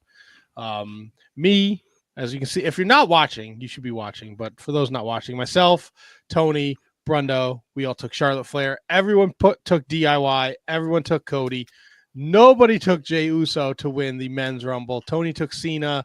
HK took Cena. KJG and Brundo took CM Punk. I took The Rock. I don't know.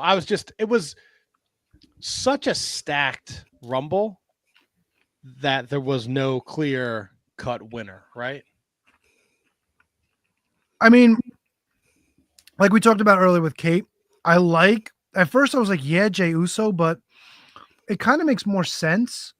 And like, I just don't like that they shoehorned and pigeonholed themselves into like the winner of each Royal Rumble is going to main event WrestleMania. Like, you know what I'm saying? Like the winner gets their title shot. Like, why does it have to be the main event? Right? So that being said, I'm not completely against Jey Uso and Gunther headlining. I don't know if it makes the most sense, but that Elimination Chamber is going to be a hell of a fucking match. And I don't know how the women stack up to that, to be honest with you. I'd be completely fine if the women didn't have one, because I think the men's one is going to just blow it away with star power alone. plus the story going into it. Hey, let me ask you this. Claymore, can he stop being a bitch and just fucking wrestle?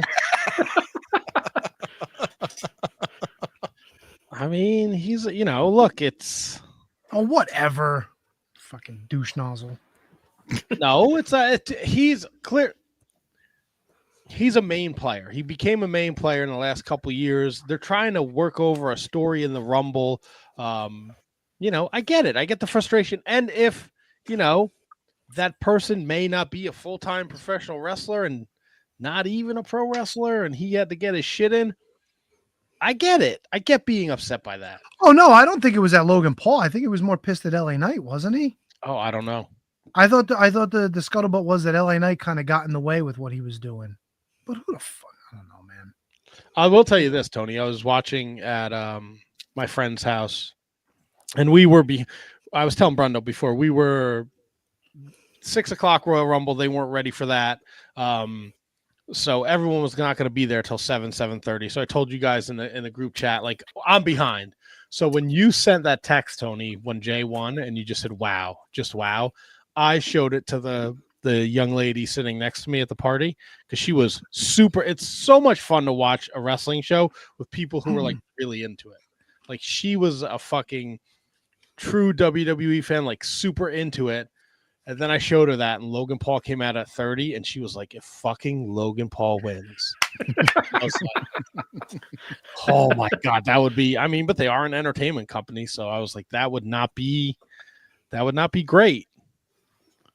I watched the Rumble with a buddy of mine who is the most casual of casual fans. Like, he was into it back in the 90s, fell out of it, and he'll come over for like WrestleMania, Royal Rumble some years he doesn't. But I love watching it with him because he is so casual. He can't see the spots coming, and the spots that happen, he just blow him away. But the Rumble was not what he was most impressed with. It was the Cody Owens match. He like so many times throughout that match, he went, "Oh no, don't do that. Don't fuck, they did that. Don't do that again. Shit." Like, you know what I mean? Like, and he was saying like, okay, they set the ladder up over why is that there? And I was like, they'll build to it if they build to it. He's like, I don't want them to build to it. He had such a really fun time watching the event with him. Now, he's one of my best friends, so I'm gonna have a good time watching anything with him. But just I guess that, like I say, that casualness about him watching, and he knows, the Royal Rumble and the rules of the Rumble and all that. But that Cody Owens match was fucking off the charts, especially for him as a casual fan. So I have one complaint about the men's Rumble. I hated that Braun Strowman was in it, because he got fucking murdered a week before. Absolutely fucking murdered. Yeah. They why is he there? Like, what? He got fucking killed, like basically stretchered out, bleeding from the face. Like, he doesn't need to be there. Let him show up the next night or something like that. Right, and what? He's just there so he can eliminate Fatu? Like, I don't know. I was fucking annoyed by it. Yeah, I'm with you on that one. Yeah, I agree with that. But overall, the men's Rumble was fucking loaded. Ray and Penta at 1 and 2 was a lot of fun. Mm-hmm. Look, I don't know that I show speed guy, but he got murdered. God bless the fucking kid for agreeing to go out there and let fucking Braun Breaker fucking run right through him. And then fucking Otis fucking shit can him too. Jeez.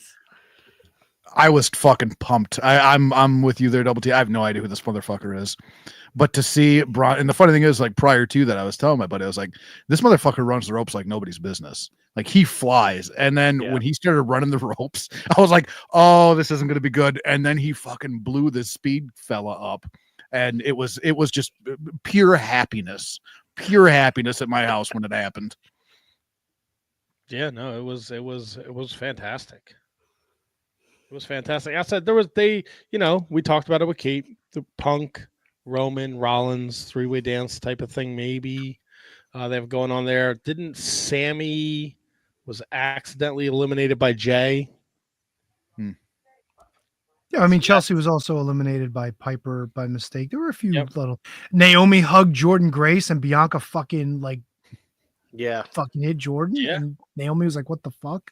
Yeah. Well, Jade somewhere. I mean, look, you look at to switch over to the women. Like Naomi wasn't a women's tag team champion. She was just like, "Oh, Jade's out. I'll be your partner." So like, maybe that's where they're going. And I don't think that's a bad place for Jordan Grace to start.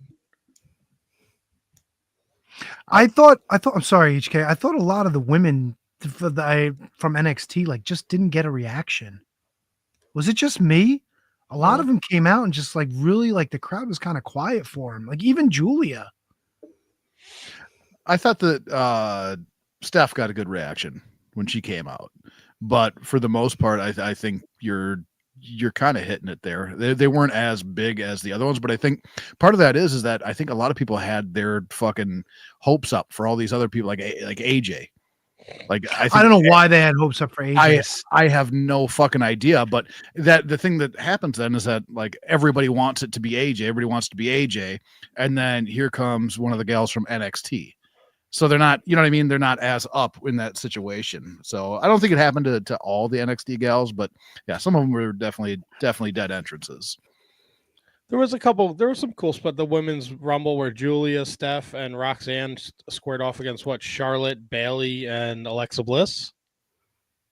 Was that the three? Or Charlotte, Bayley, and Bianca? I don't remember. They squared off. They squared off, and that was cool. Julia and Bayley are supposed to team on NXT this week too. That was kind of weird. DIY machine guns do anything for you guys? It was fine. It was fine. It was just it's a tough spot. Yeah, I enjoyed it. I could have did without the fucking interference from the private party. I mean, they waited. Street Profits. They waited till the end.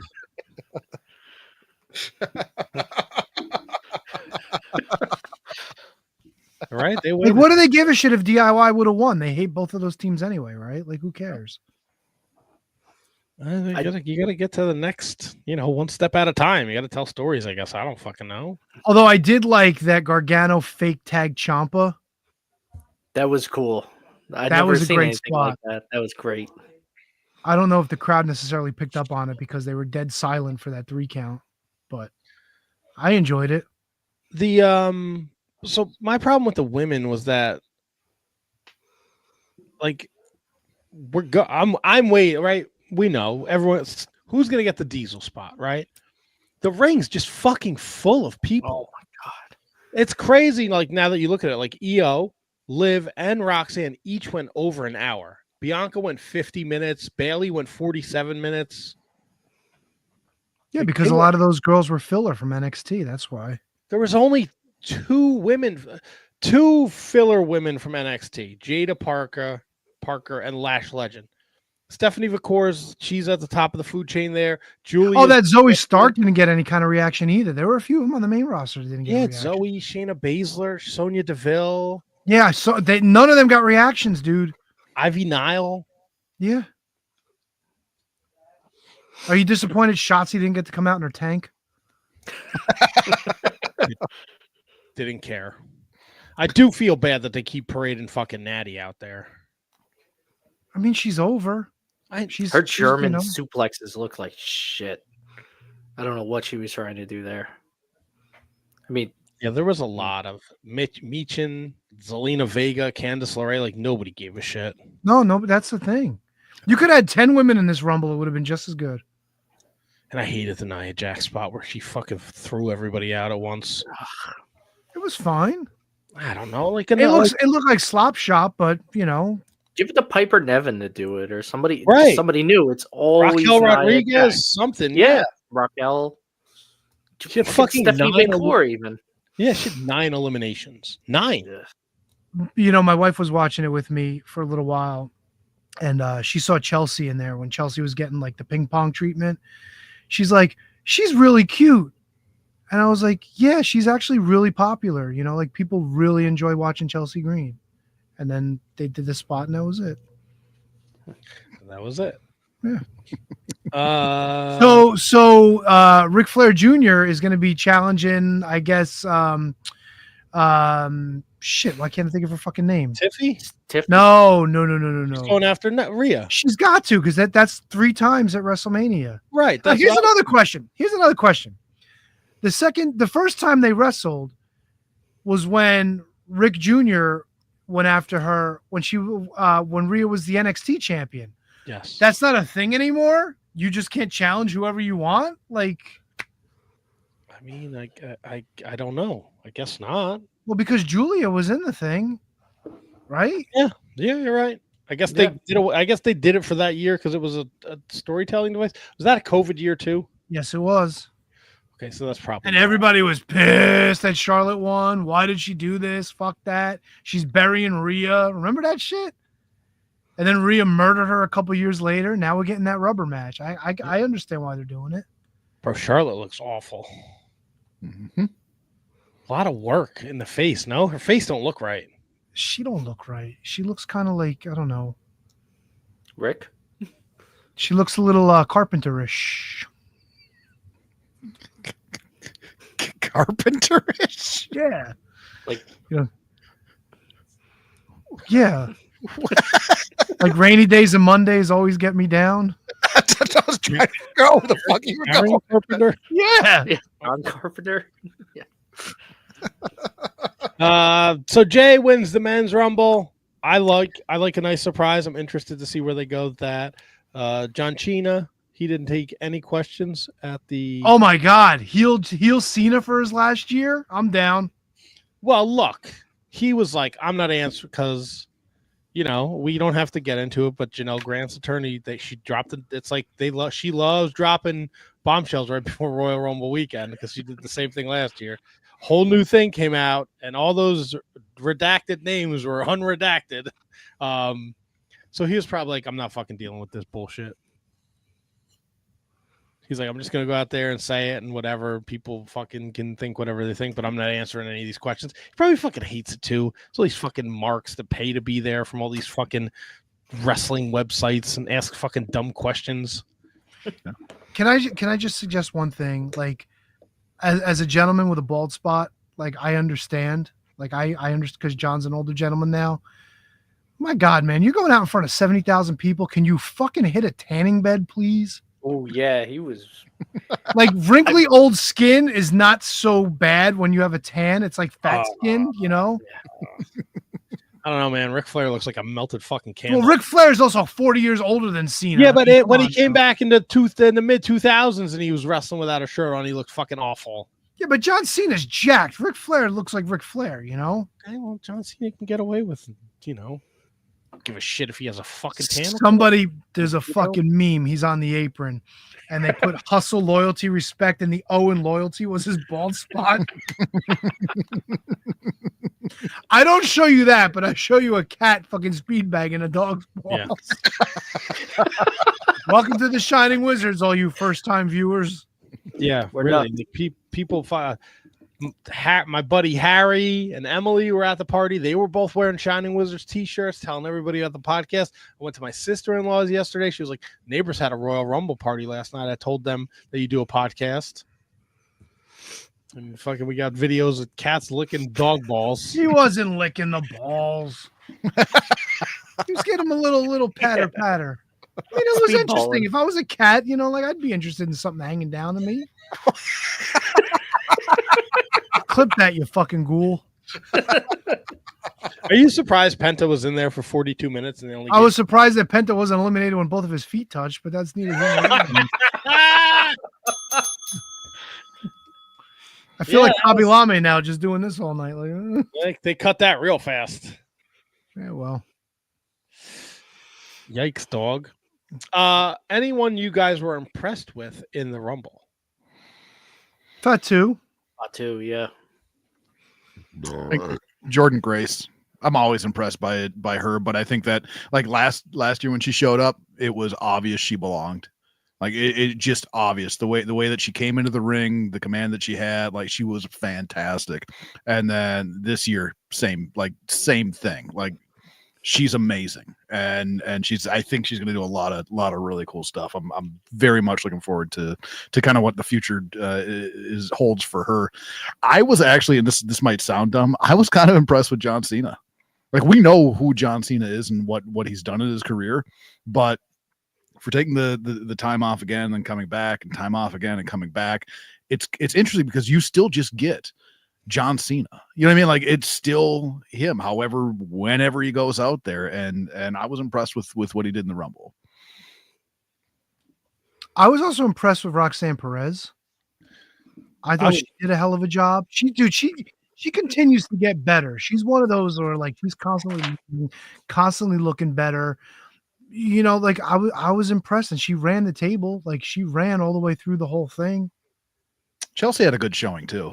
Oh, yeah. Chelsea's amazing. Fantastic. Yeah. She's fucking awesome. I was explaining to my wife the whatchamacallit, the hot mess gimmick when she was in Impact. Explaining it doesn't do it justice, but always a Chelsea Green fan. You know, Roxanne Perez is 23 years old, man. If she stays healthy, like, that's a fucking career, man. I was rooting for her to eliminate Charlotte. Yeah. I would 100%. fucking love that. Yep. Love that. Because now who's like, okay, Charlotte's going after Rhea, we assume. Like, who goes after Tiffy? I feel like they're dropping hints, though, that Charlotte and Tiffy might be a thing.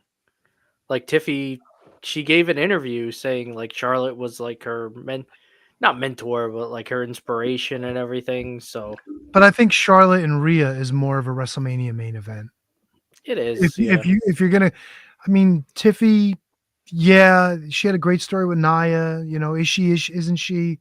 But just to like shoehorn Charlotte Flair into that, where like you can drop Charlotte Flair into Rhea Ripley and it makes sense.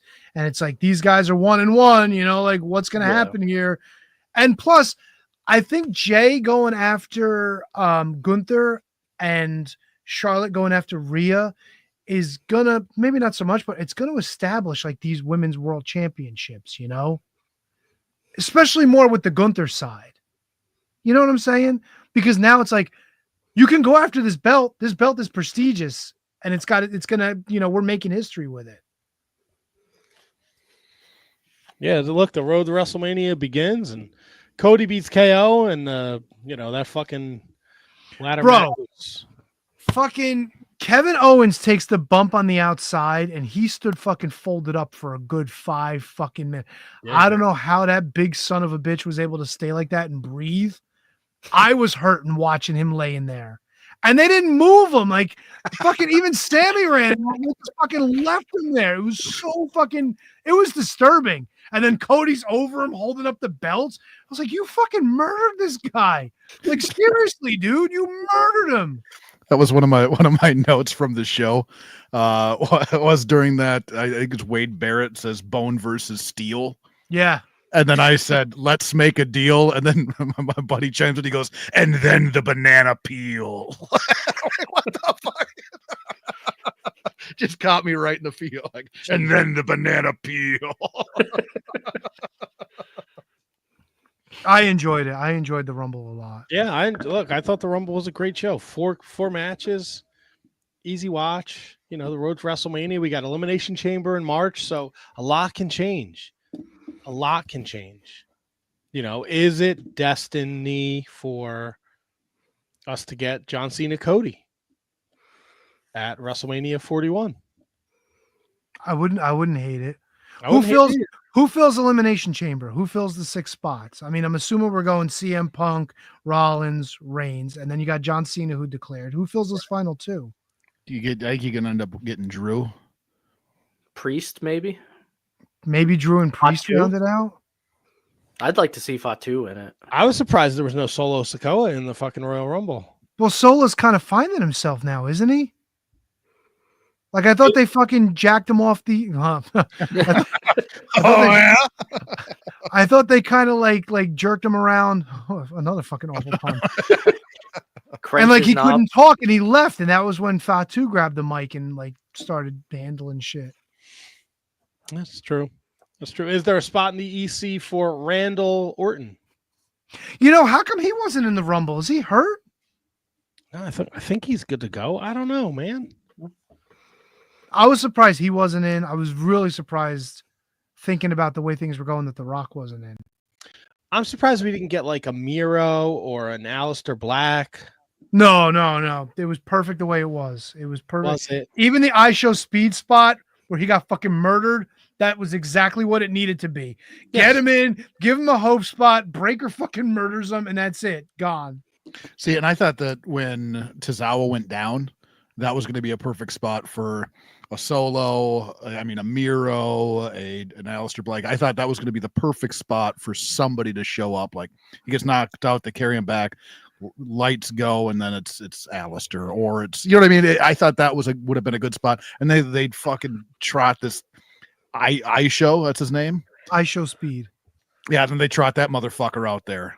He's actually pretty athletic and he's really fast. That's why he goes by iShow Speed. Yeah, he turned the wrong way on the spear and got fucked. Well, I mean, he's not a wrestler. He that's the guy that got RKO'd on the table at WrestleMania last year. It was one. He was the Prime bottle. Yes, when he was barking at Orton, and Orton goes "Arf, arf," and he fucking gave him the RKO. The same dude. Fuck that guy. And did you notice Tozawa tweeted after the Rumble? He's like, I made it like almost out of gorilla. He's like, next year I plan on making it further to the ring.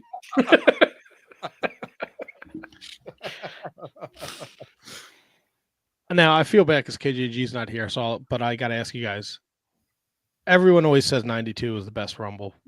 Do you put this up there? Is this top 3 Rumble?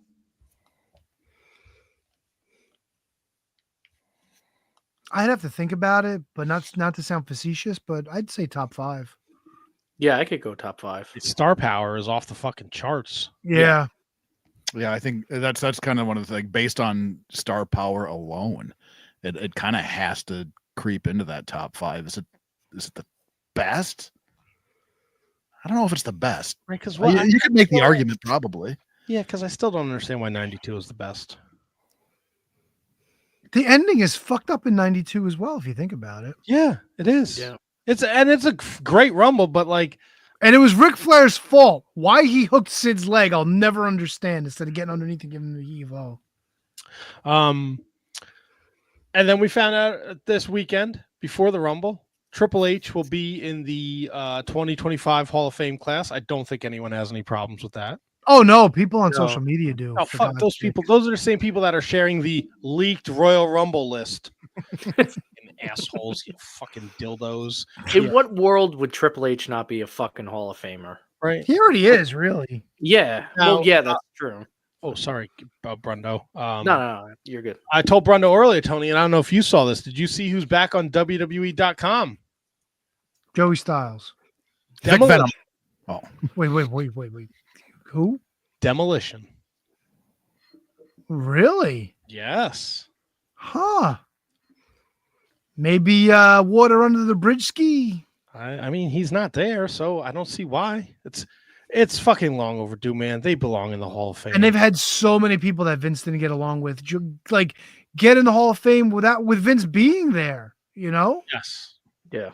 They got Bruno back, for God's sakes. They brought in the Warrior, for God's sakes.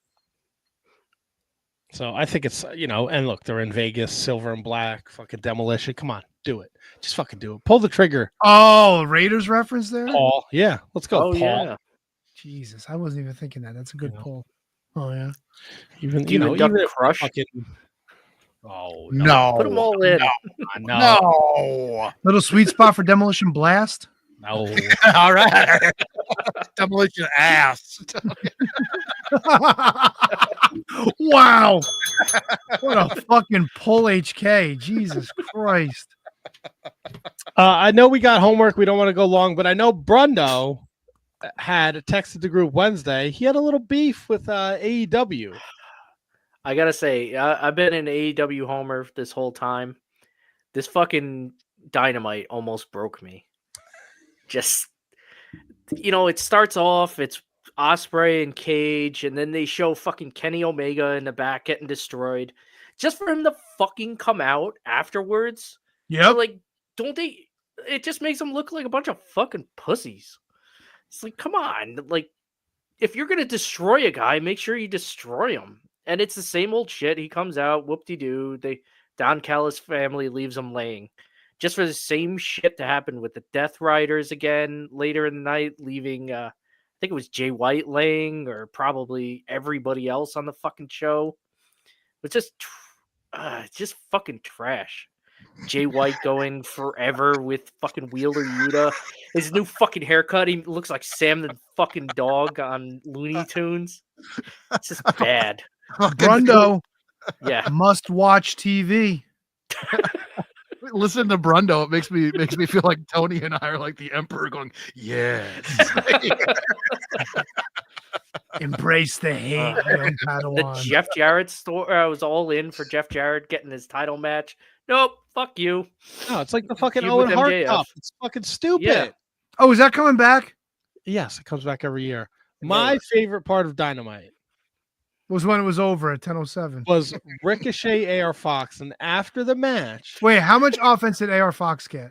it was an even match. Oh, After the match, though, tool bag. Ricochet pulls out the scissors, and Tony Schiavone goes, "Did he have those in his pants?" He's giving fucking circumcisions on the way to the ring. He just wrestled a 12-minute match, and I don't know if it was 12 minutes. I don't know the time. Oh, I'm sure it was at least 2 But commercial you know, breaks. Ricochet's super athletic. He's doing flips. He's doing dives. You think he did that with a pair of fucking scissors in his pants? They They were up his showed ass. him pull it from behind the turnbuckle too. Well, who's putting a fucking pair of scissors inside a goddamn turnbuckle? What kind of fucking trapdoor fucking Davy Boy Smith shit is that? I also thought Prince Nana was fucking being held hostage for a week. Was that not the impression I was given last week when Ricochet held him at scissor point? No, because Ricochet walked away. That's what they do. They just walk Yeah. away. Yeah, he walked And away. stop. Look. Did they I fuck told- up Ricky and Robert again this week, or was No, they didn't make any mention of them there. And I don't know. I know there's people like Mercedes Moné is the best. She fucking blows. That was a terrible, terrible main event. Stop with the simping for the fucking Japanese wrestlers. I'm sure That Yuka Sakazaki, Sakazaki is great, Yuka but she Sakazaki. wrestles in fucking Japan. But when Yep. you bring her to the States to wrestle with fucking Mercedes Moné, and you make this the main event, it's fucking embarrassing. It was That not good. fucking Okada roll or whatever, or the Gator roll she tried to do, Holy where she shit. Gator rolled her almost out of the ring. Jesus How Christ! about when Mercedes Moné pinned her and she didn't kick out?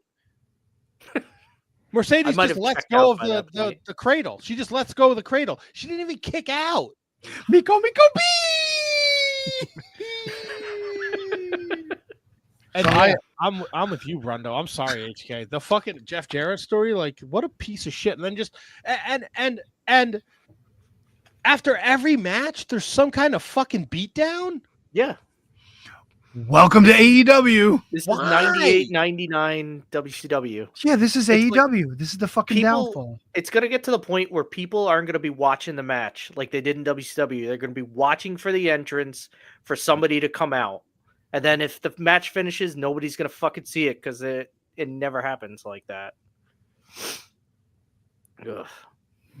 Good, HK. You're gonna say something. I stopped all. Stomped Oh all. yeah, no. It was No. no.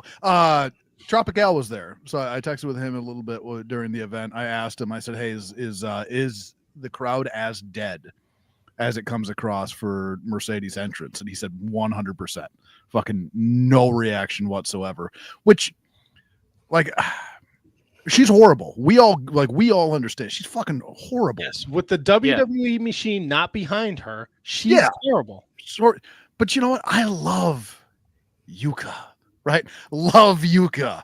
And so like I didn't mind that was on TV, right? But I did not think it should have been main. You could have opened with that, right? People are already excited to be there. It's a wrestling show. Bring Mercedes out then. She might at least get some reaction because it's in the beginning. But they're already tiring their audience. And then you trot her out at the end and it's fucking flat. It's dead. And didn't Taz make mention of it on commentary as well? Yeah. It's fucked, man. It's fucked. Taz had Good a luck. great line, and I can't remember what it was. It was like somebody got hit in the nuts, and it was like, Coffee Yam Bag Jones or something like that. I wish I could remember it. Oh, he loves saying yam bag. Oh, he loves saying Jones too. So There's a clip that goes around periodically from Impact when Bully Ray gets hit in the nuts, and he's like, Taz! And he goes, what? He goes, my balls! He goes, I know! So good. Do you think like this main event could have been better someplace else? Like, nope. Birmingham, Alabama. Are they really like excited for Mercedes and Yuka? Could it be, could you put out FTR there and they'll get excited? How about fucking Jeff Jarrett in the main event? Yeah, one of those Why? guys. So he gets his ass fucking kicked by Claudio? At least it's the main event, though. You know what you're signing up for. The match wasn't bad. It's they dangle the carrot. They gave him this great moment where he's going to go after the Owen Hart Cup. He's going to do it for Owen and for Martha. And there's a real fucking story there. They pull the rug out from underneath us, right? Then he's going to go after their title. 2025 is Double J's year. No, gold is real. No, like right up your ass. And then like for MJF to come out and punch him afterwards, like who gives a shit? At this point, who gives a shit? Yeah, he's already down. Like you going to shit on him even more? Who are they? There was Osprey Cage. Brian Cage is he's awesome, but he's a fucking job guy. Anytime you see him in there against, it's like if Brian Cage is wrestling in Ring of Honor, he's going to win. If he's on AEW TV, there's a good chance he's going to lose. The Don Callis family beats them down. Claudio, Jeff Jarrett, the Death Riders come out and there's a big brawl, and then the fucking faces save them. Ricochet, AR Fox. There's the fucking weird shit with Nana and Swerve afterwards. Then fucking Jay White, Wheeler Yuta. The fucking Death Riders are involved again. Fucking Max is punching fucking Double J. Like every match, there's some nonsensical bullshit happening afterwards. Too much. And then I made the mistake of watching Collision last night. Why? Why do you do this to us? Because I love wrestling. Why do I do this to us? Yeah. Because then we have to hear this shit. Well, we do a wrestling podcast. I understand, but is this wrestling or is this just Matt wants to get aggravated more this week? So let's put on Collision. I mean, what do people tune in for? They weren't watching Collision because I can't wait to see the viewership numbers for Collision because it aired during the Royal Rumble. It's like that fucking video that Dan Barry made us watch. 2.1 thousand people made you watch. I didn't see the fucking thing. It's actually not bad. I don't want to say that. There was I think I did. The video or the rap. The video is one thing. Did you hear the lyrics? No, I mean the beat was catchy. He didn't sound like he was terrible. Collision was atrocious. All right. Yeah. Whatever. Beast Mortis is back. Roosh is back. Nobody gives a shit. Shit. The fucking Outrunners at one point were white hot, and now they fucking lose every week. They lost to fucking Brian Keith and Chris Jericho. Enough with Chris Jericho. Chris Jericho's got to fucking go. Roosh comes back. Roosh hasn't been on TV since November. He comes back. Tony Schiavone, he's won 7 of his last 8 matches. Stop telling us about the fucking winning percentages and how many. None of it fucking matters. None of it matters. And do me a favor, Tony Khan. Somebody clip this and send this to this fucking egomaniac. Just change the name of Ring of Honor. You have destroyed its legacy. Another Ring of Honor champion gets pinned on an AEW program. I fucking 2 knew weeks in a row. It's fucking pointless. Tony Schiavone sucks. He sucks on commentary. Get him the fuck out of there. All right, I get it. It's a great story as part of your fucking childhood. He sucks. Get him out of there. Just fucking burn the company down. That's best it. part of Collision was the Megan Bain debut. Yeah. The fucking tag match with Hook and Samoa Joe against the Patriarchy was really good until Nick Wayne takes a fucking suplex into the corner where Samoa Joe is. And instead of like cheapsodding Joe or trying to pull Hook out of the corner, he just stumbles away from him and lets him make the hot tag. I was so fucking annoyed. There has to be some. I don't know how to book a wrestling company, but I think I can do a better job. What is a Mid-South tag team street fight? FTR street fight in fucking Alabama, and they have to. There's always something. This week on Collision, it's an international all-star. Who was it? Match. Was it Claudio and Yuta? No, it was Moxley and Yuta. Wow, Moxley did a job to FTR. I'm sorry. Pinned. He didn't get fucking pinned. Wheeler Yuta got pinned. The fucking Death Riders got involved. It took forever for fucking Jay White and the Cope to come out. Yeah, Cope could eat a fucking dick. Seriously. It's so fucking aggravating. Are they called FT Cope? What's their name? FT Cope. Is that it for real? I'm pretty sure it is. Or is it FTR because he's rated R? I thought it was going to be Cope TR. It's just fucking frustrating. It's frustrating to watch. The best thing, Megan Bain signing and the Harley Cameron with the puppet. Yes. You guys could pretend you're Harley Cameron on April 7th. If I can get my hands on that Mercedes puppet, I will. She's a great ventriloquist. I gotta ask you there, Brundo. You were a big fan of the Toni Storm and her amnesia or short term and all that kind of stuff, memory loss, whatever the fuck it was that they were going with. Yeah. When she said it was a performance of a lifetime and dropped the whole fucking thing, how did you feel? Loved it.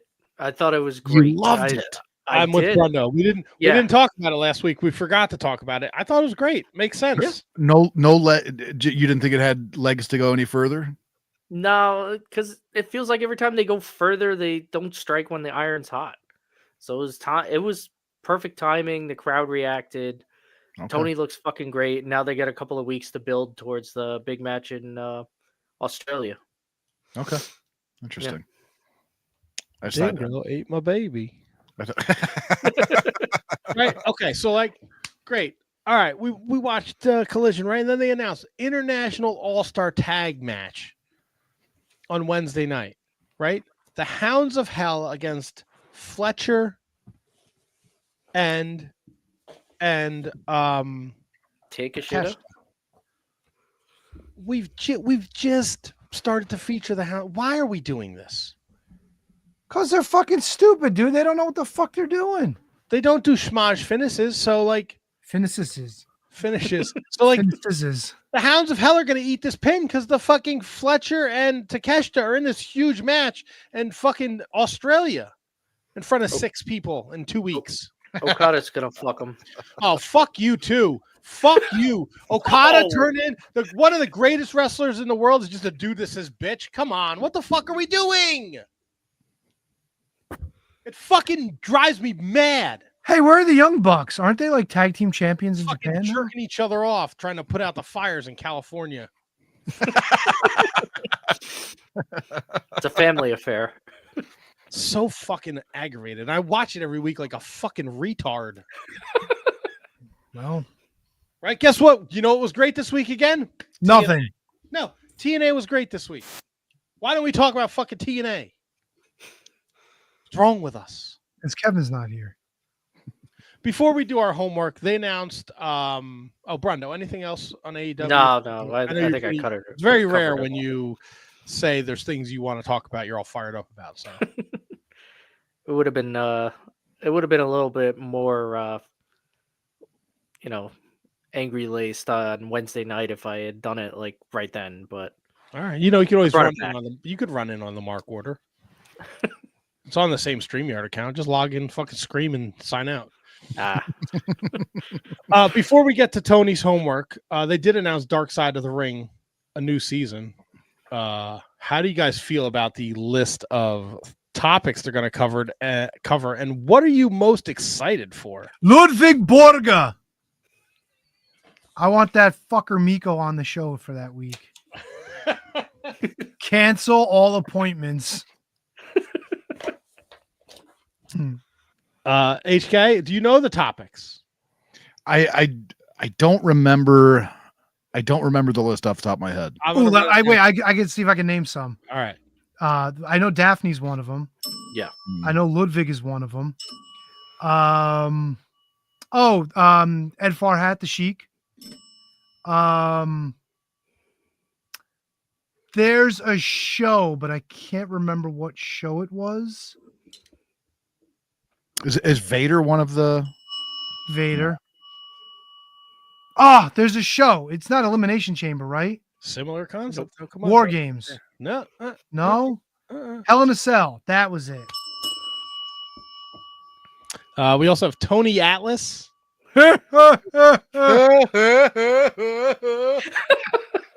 Billy Jack Haynes. Fuck yeah, dude.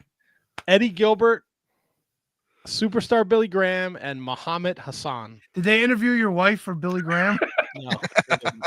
I think that the Daphne one I think is going to be very depressing, and I am not looking forward to that whatsoever. I'm curious if they reach out to Crowbar for that one. They did. He said he did. I think like I am such a big Vader fan. I don't want to learn shit that I won't like about him. So that one might not be easy for me to watch. But I think it's going to be in the same vein as the John Tenta one. I hope so. I really do hope so. Really but he broke somebody's back. He never washed his gear. He put his gear on backward for half of his fucking matches. He beat up that guy in Kuwait. Yeah. I think the one murdered Will Ospreay. He got beat up with a flip flop. The Inoki match where the fans were throwing chairs. Oh, his eye popped out against Hansen. Oh yeah. I think the one a lot of meat on the bone there. I might be most interested in is actually Muhammad Hassan. Yeah. I think that's going to be a very intriguing watch. I think that's going to be a hit job on some of the guys that are there. He's a fucking, isn't he just a regular Italian guy, fellow? Yeah. He's like the principal of a school or somewhere. Or Yeah, he is a principal now. So, and I think that's going to be it because that guy had all the skills. Like he was actually a talented performer, and he got saddled with that, and it kind of really fucked any longevity in his career because he can't really take that did he take it to the Indies afterwards? I don't know. I think you got to back off after that of like the whole incident. And besides, it was a great character the way it started.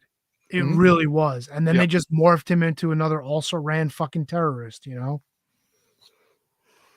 It's unfortunate. The gimmick, the way it was set up, had so much potential, and then they just pissed it all away just to be another big bad foreigner. Yeah. I think the one I'm not looking forward to watching the most is the Daphne one though. Yeah. That's gonna be a real tough watch. Yeah. Brando, what are you most excited to watch? Eddie Gilbert. I love all those old Memphis stories and Puerto Rico and all that stuff, and he had an interesting run. So I'm interested. ECW as well. ECW, yeah. Very early. Global International. Yeah. Yeah, I'm excited for Billy Jack Haynes, that fucking maniac. And we get Missy Hyatt in on that Eddie Gilbert one. Oh yeah, I would think so. Yeah. Who they interview for Billy Jack Haynes? Oh boy, who knows? It's a great question. It just says interviews with Mick Foley, Jim Cornette, Jim Ross, Rob Van Dam, Tony Atlas, Mark Copen, who is Muhammad Hassan, Mark Henry, and Billy Jack Haynes are included in the trailer. Haynes was arrested and charged with the murder of his 85-year-old wife in February. I wonder if they're going to leave a link for his JPay at the end of the episode. Looking for that second point, boys. Let's go. Come on, BJH. Let's get it. HK, any words from the state penitentiary where you're at? No new news has come out. Apparently he's working out every day, and you know what I thought about though? Sometimes people get in like really good shape and then bam, heart explodes. So that's kind of what I'm pulling for. I'm pulling for pleasure myself, but what do I know?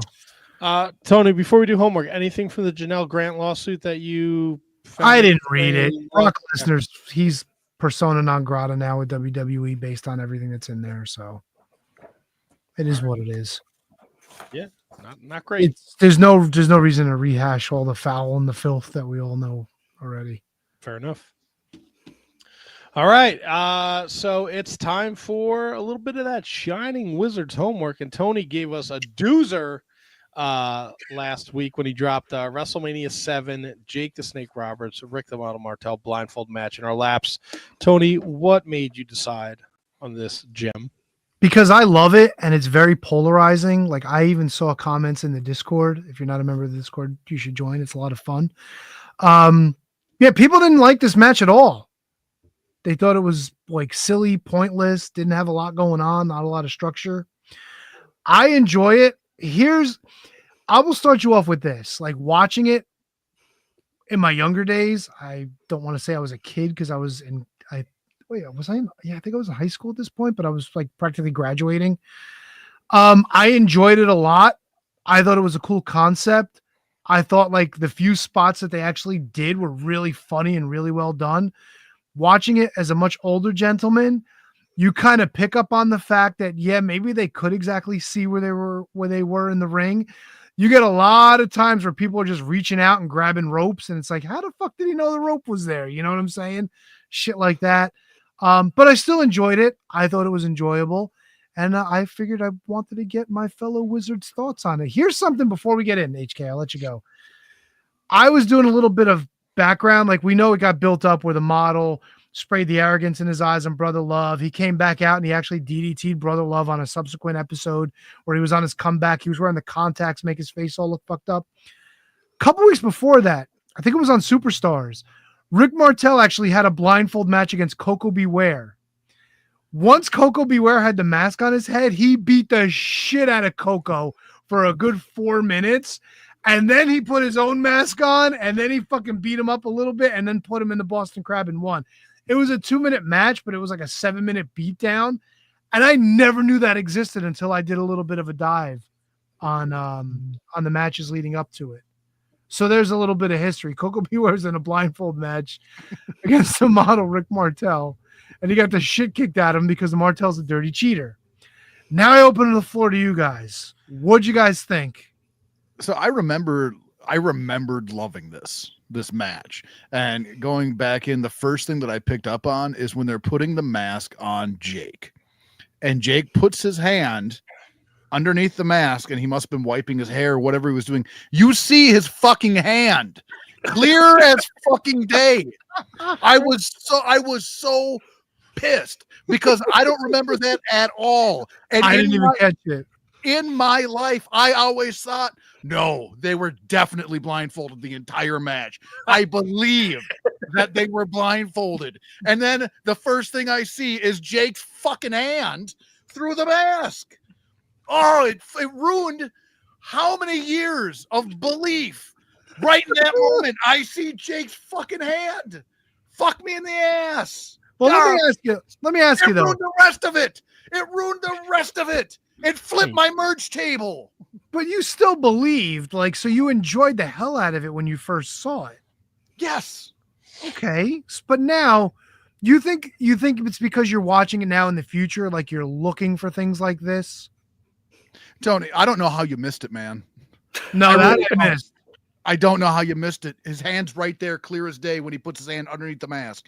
Yeah, but you're 39 years old. Did you really think when you sat down to watch this that they were really fucking blindfolded? You're an independent wrestling manager. You know there's fucking tricks and shit, dude. I know that there's tricks. I know what goes on. But yes, for all these years, I've always in my heart believed they were blindfolded. But oh my god! Oh my god!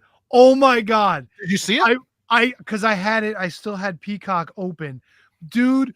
When he puts his hand up, it's not even that you just see his fingers. You see the mesh where his eyes were going to be. Do you remember the Machines masks where like the eyes had like the mesh over them, almost like a window screen? Like that's exactly how you see it. It's like waffle. You could see right through it. Fucking Troy's. Oh, I'm so pissed off. So that's now that you saw this, yeah, when you watched this match back, completely took you out of it. I still enjoyed it, but I think it was just the fact that I was like fucking brokenhearted. You know what I mean? Like that's how I felt, right? My dream girl just left me. You eat a little extra raw broccoli that day? I did a little extra raw broccoli, man. Did you guys didn't see this? You didn't see the hand? I didn't see the hand. This is the first time I actually noticed it. When did you realize that they could see? The first time I watched the match. Oh, bend me over. I had a Halloween costume growing up that had this exact same type of mask, so I could see through it. Obviously, they could. And I'm not sure, but I think over time, maybe the WWE digitized it a little more, but I'm pretty sure the original WrestleMania 7 VHS tape that I have that I taped off of the cable box, you can clearly see that there is a square where the eyes are, and at certain angles, you could see that they can see out of it. Oh, it's so disappointing. But that doesn't ruin it for me. I fucking love it. I love that it's the perfect case of less is more. Yeah. The crowd does not stop. Heenan sells it like it's so fucking loud in here. I'm just gonna write things down for you, Monsoon, because I can't hear a word you're saying. When Heenan's talking and he's like, I can't hear you, and he's just repeating everything Monsoon says, and Monsoon's like, I just said that, and he goes, what? They were gold. This was like top level Bobby and Gorilla. Or when he's going, hey Rick, he's outside, and Gorilla goes, you think he can hear you? He's like, I don't know. Can he take the mask off now? Can he take the mask off now? Yeah, he's got to lift the mask. Take the mask off. He's like, Martel should have put on a shirt. That would have been genius. Yeah, it's Heenan had no stake in this match. He was losing his goddamn mind. It was awesome. It's the pointing. It's getting the crowd involved. It's Martel grabbing the referee. It's Jake grabbing the ref. It's Martel touching the bag where Damien is. It's good. It's goofy, but it's so fucking good. The chair shot on the outside too. When my God, when hits he the hits the pole. post, or when he's just jabbing the air looking for him. Yes. I rewound when I specifically remember watching this with my brother at that age, and we rewound that over and over and over. It just fucking died every time. Or So Danny good. Davis is counting, and Gorilla's like, yeah, you can count. He can't hear you. The one thing that bothered me, the one thing, is when Rick Martel Irish whips Jake and he just runs around him, and you're like, how come nobody ever runs around anyone else when they're not blindfolded? Yeah, and did you that notice is down? But Jake knew exactly where to stop because he put his hands out and he grabbed onto the top rope. Yep. Or when he goes to when Martel fucking body slams him and he goes to drop the elbow and there's nobody there and he's selling the elbow. That was so good. And the thing was, like, nobody on commentary sold the fact that the reason Jake got out of the Boston Crab was because he climbed up the referee. Like, that's how he was able to power out of it. He started climbing the ref, which got the leverage over, which knocked Martel down. I thought that was a big part of, like, Jake not losing the match because he was able to realize where he was, who was in front of him, and get out of it that way. Because he wasn't making the ropes. I don't know. There was a lot of times though where they were reaching out. But I agree with Matt. Like, it didn't take it away from anything because when I watched this as a kid, a young adult, I really enjoyed the shit out of it, and I didn't see the fingers either. I watched this with my son too, and he really enjoyed it. So it's definitely an enjoyable match. I wasn't going in thinking this is going to be like a 5-star classic or anything. I just wanted to be entertained. Yeah, and I really was during this match. And you couldn't have had this match with anybody but Jake, because once you hit the DDT, that's it. Nobody's getting up. Yeah. So it was like the perfect finish for a match like this. It really was. Although pretending for a little while to try to find where Martel was. It's like, touch the canvas, touch the canvas, touch the canvas. He's over here. Lift my hand off the canvas and touch him on the titties. Okay, he's over here. Man, now I feel like a fucking idiot. There's so many tells that they could see throughout the entire fucking match. Yeah. But I mean, I went into this looking for them because I never did before. Fair, yeah. You know what I'm saying? Like, but like, yeah, there's certain parts where like they played it better than others. Like when they touch each other and they decide to crisscross, Jake knew where the rope was, but Martel just ran into him and fell back. Like, that was perfect. And a couple times the cameras were working where they felt like they should work and not catch the stuff. So a couple times they put the effort in to try to avoid it. But like I said, I agree with Matt. I enjoyed it when I first watched it. And this time it was just more of like, let's see how many ways I could figure out that this was fucking work. And I didn't even see the fingers, so I feel like I failed. You failed. The old Dookie Bags. So they thought they had the blindness better, ruining it for him too. It doesn't ruin your memories, Duke. No, that's right. Your memories of the first time you watched it, they'll always be there. And that's why I fucking love this match. Nobody else? Anything else? No, Yeah. I'm a big fan, huge fan. Love this match. Did it ruin your childhood, HK? No, not at all. Like it was still very entertaining to watch, but like you know how like when you pick up on something that maybe you wish you didn't. That's like blading on camera. Right. That's exactly what happened there, and it's still super enjoyable. I thought they did a really good job working the match, but then the more I think about it, the more I'm like, God damn it, there were so many tells. Yeah, so many tells. But I think even for the crowd, like watching that live, heat of the moment, everybody's excited. I think you get away with that more because it's not the focus.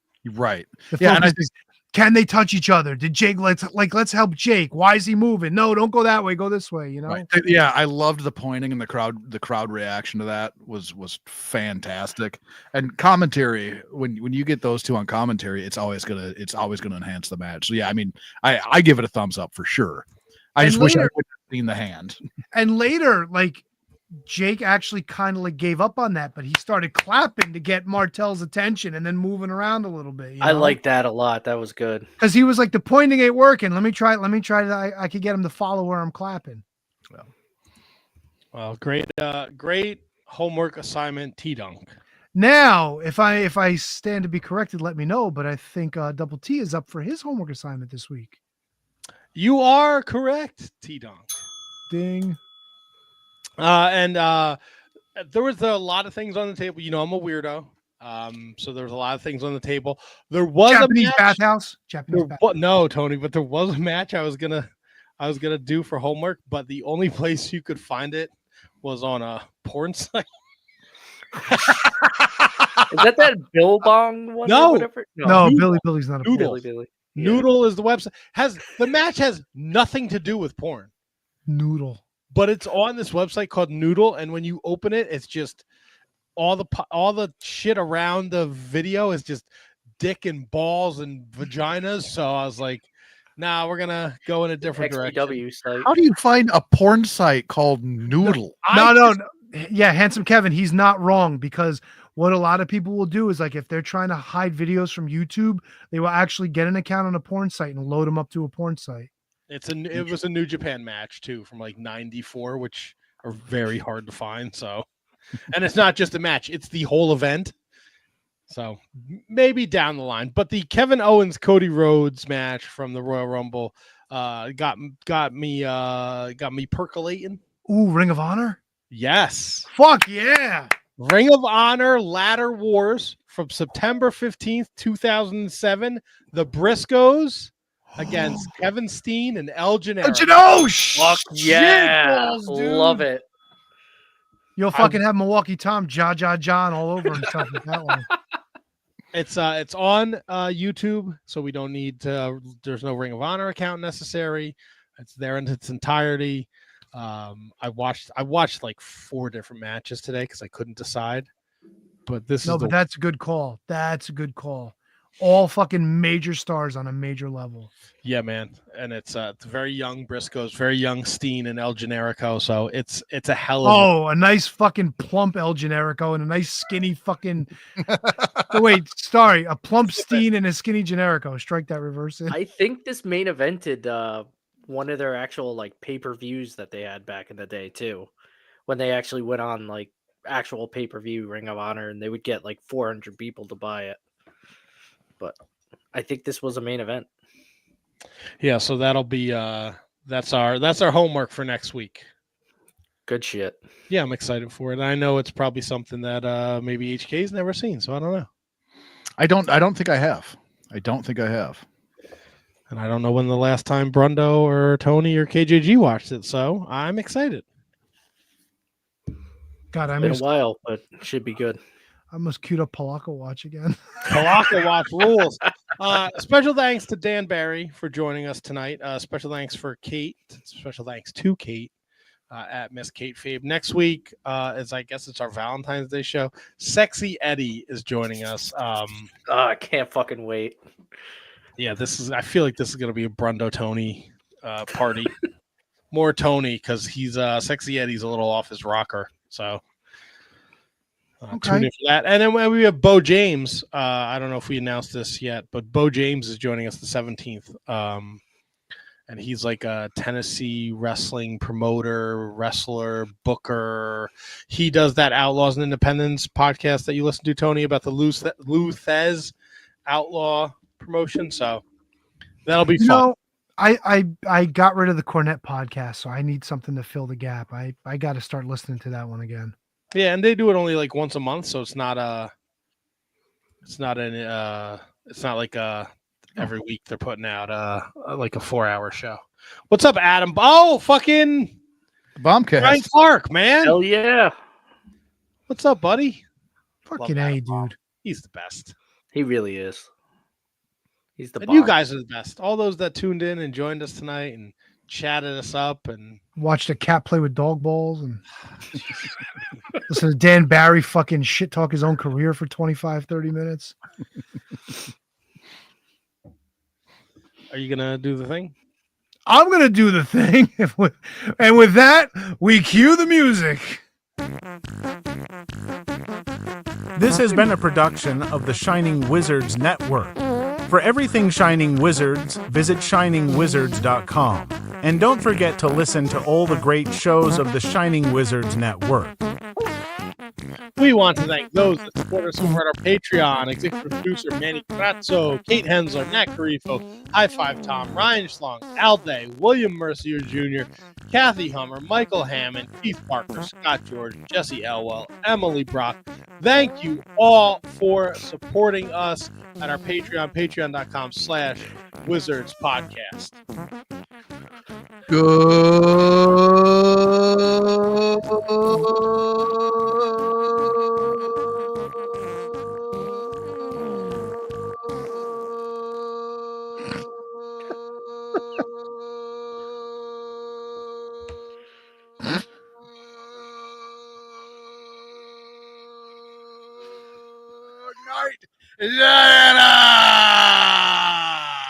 About how much I love fucking Satnam Singh.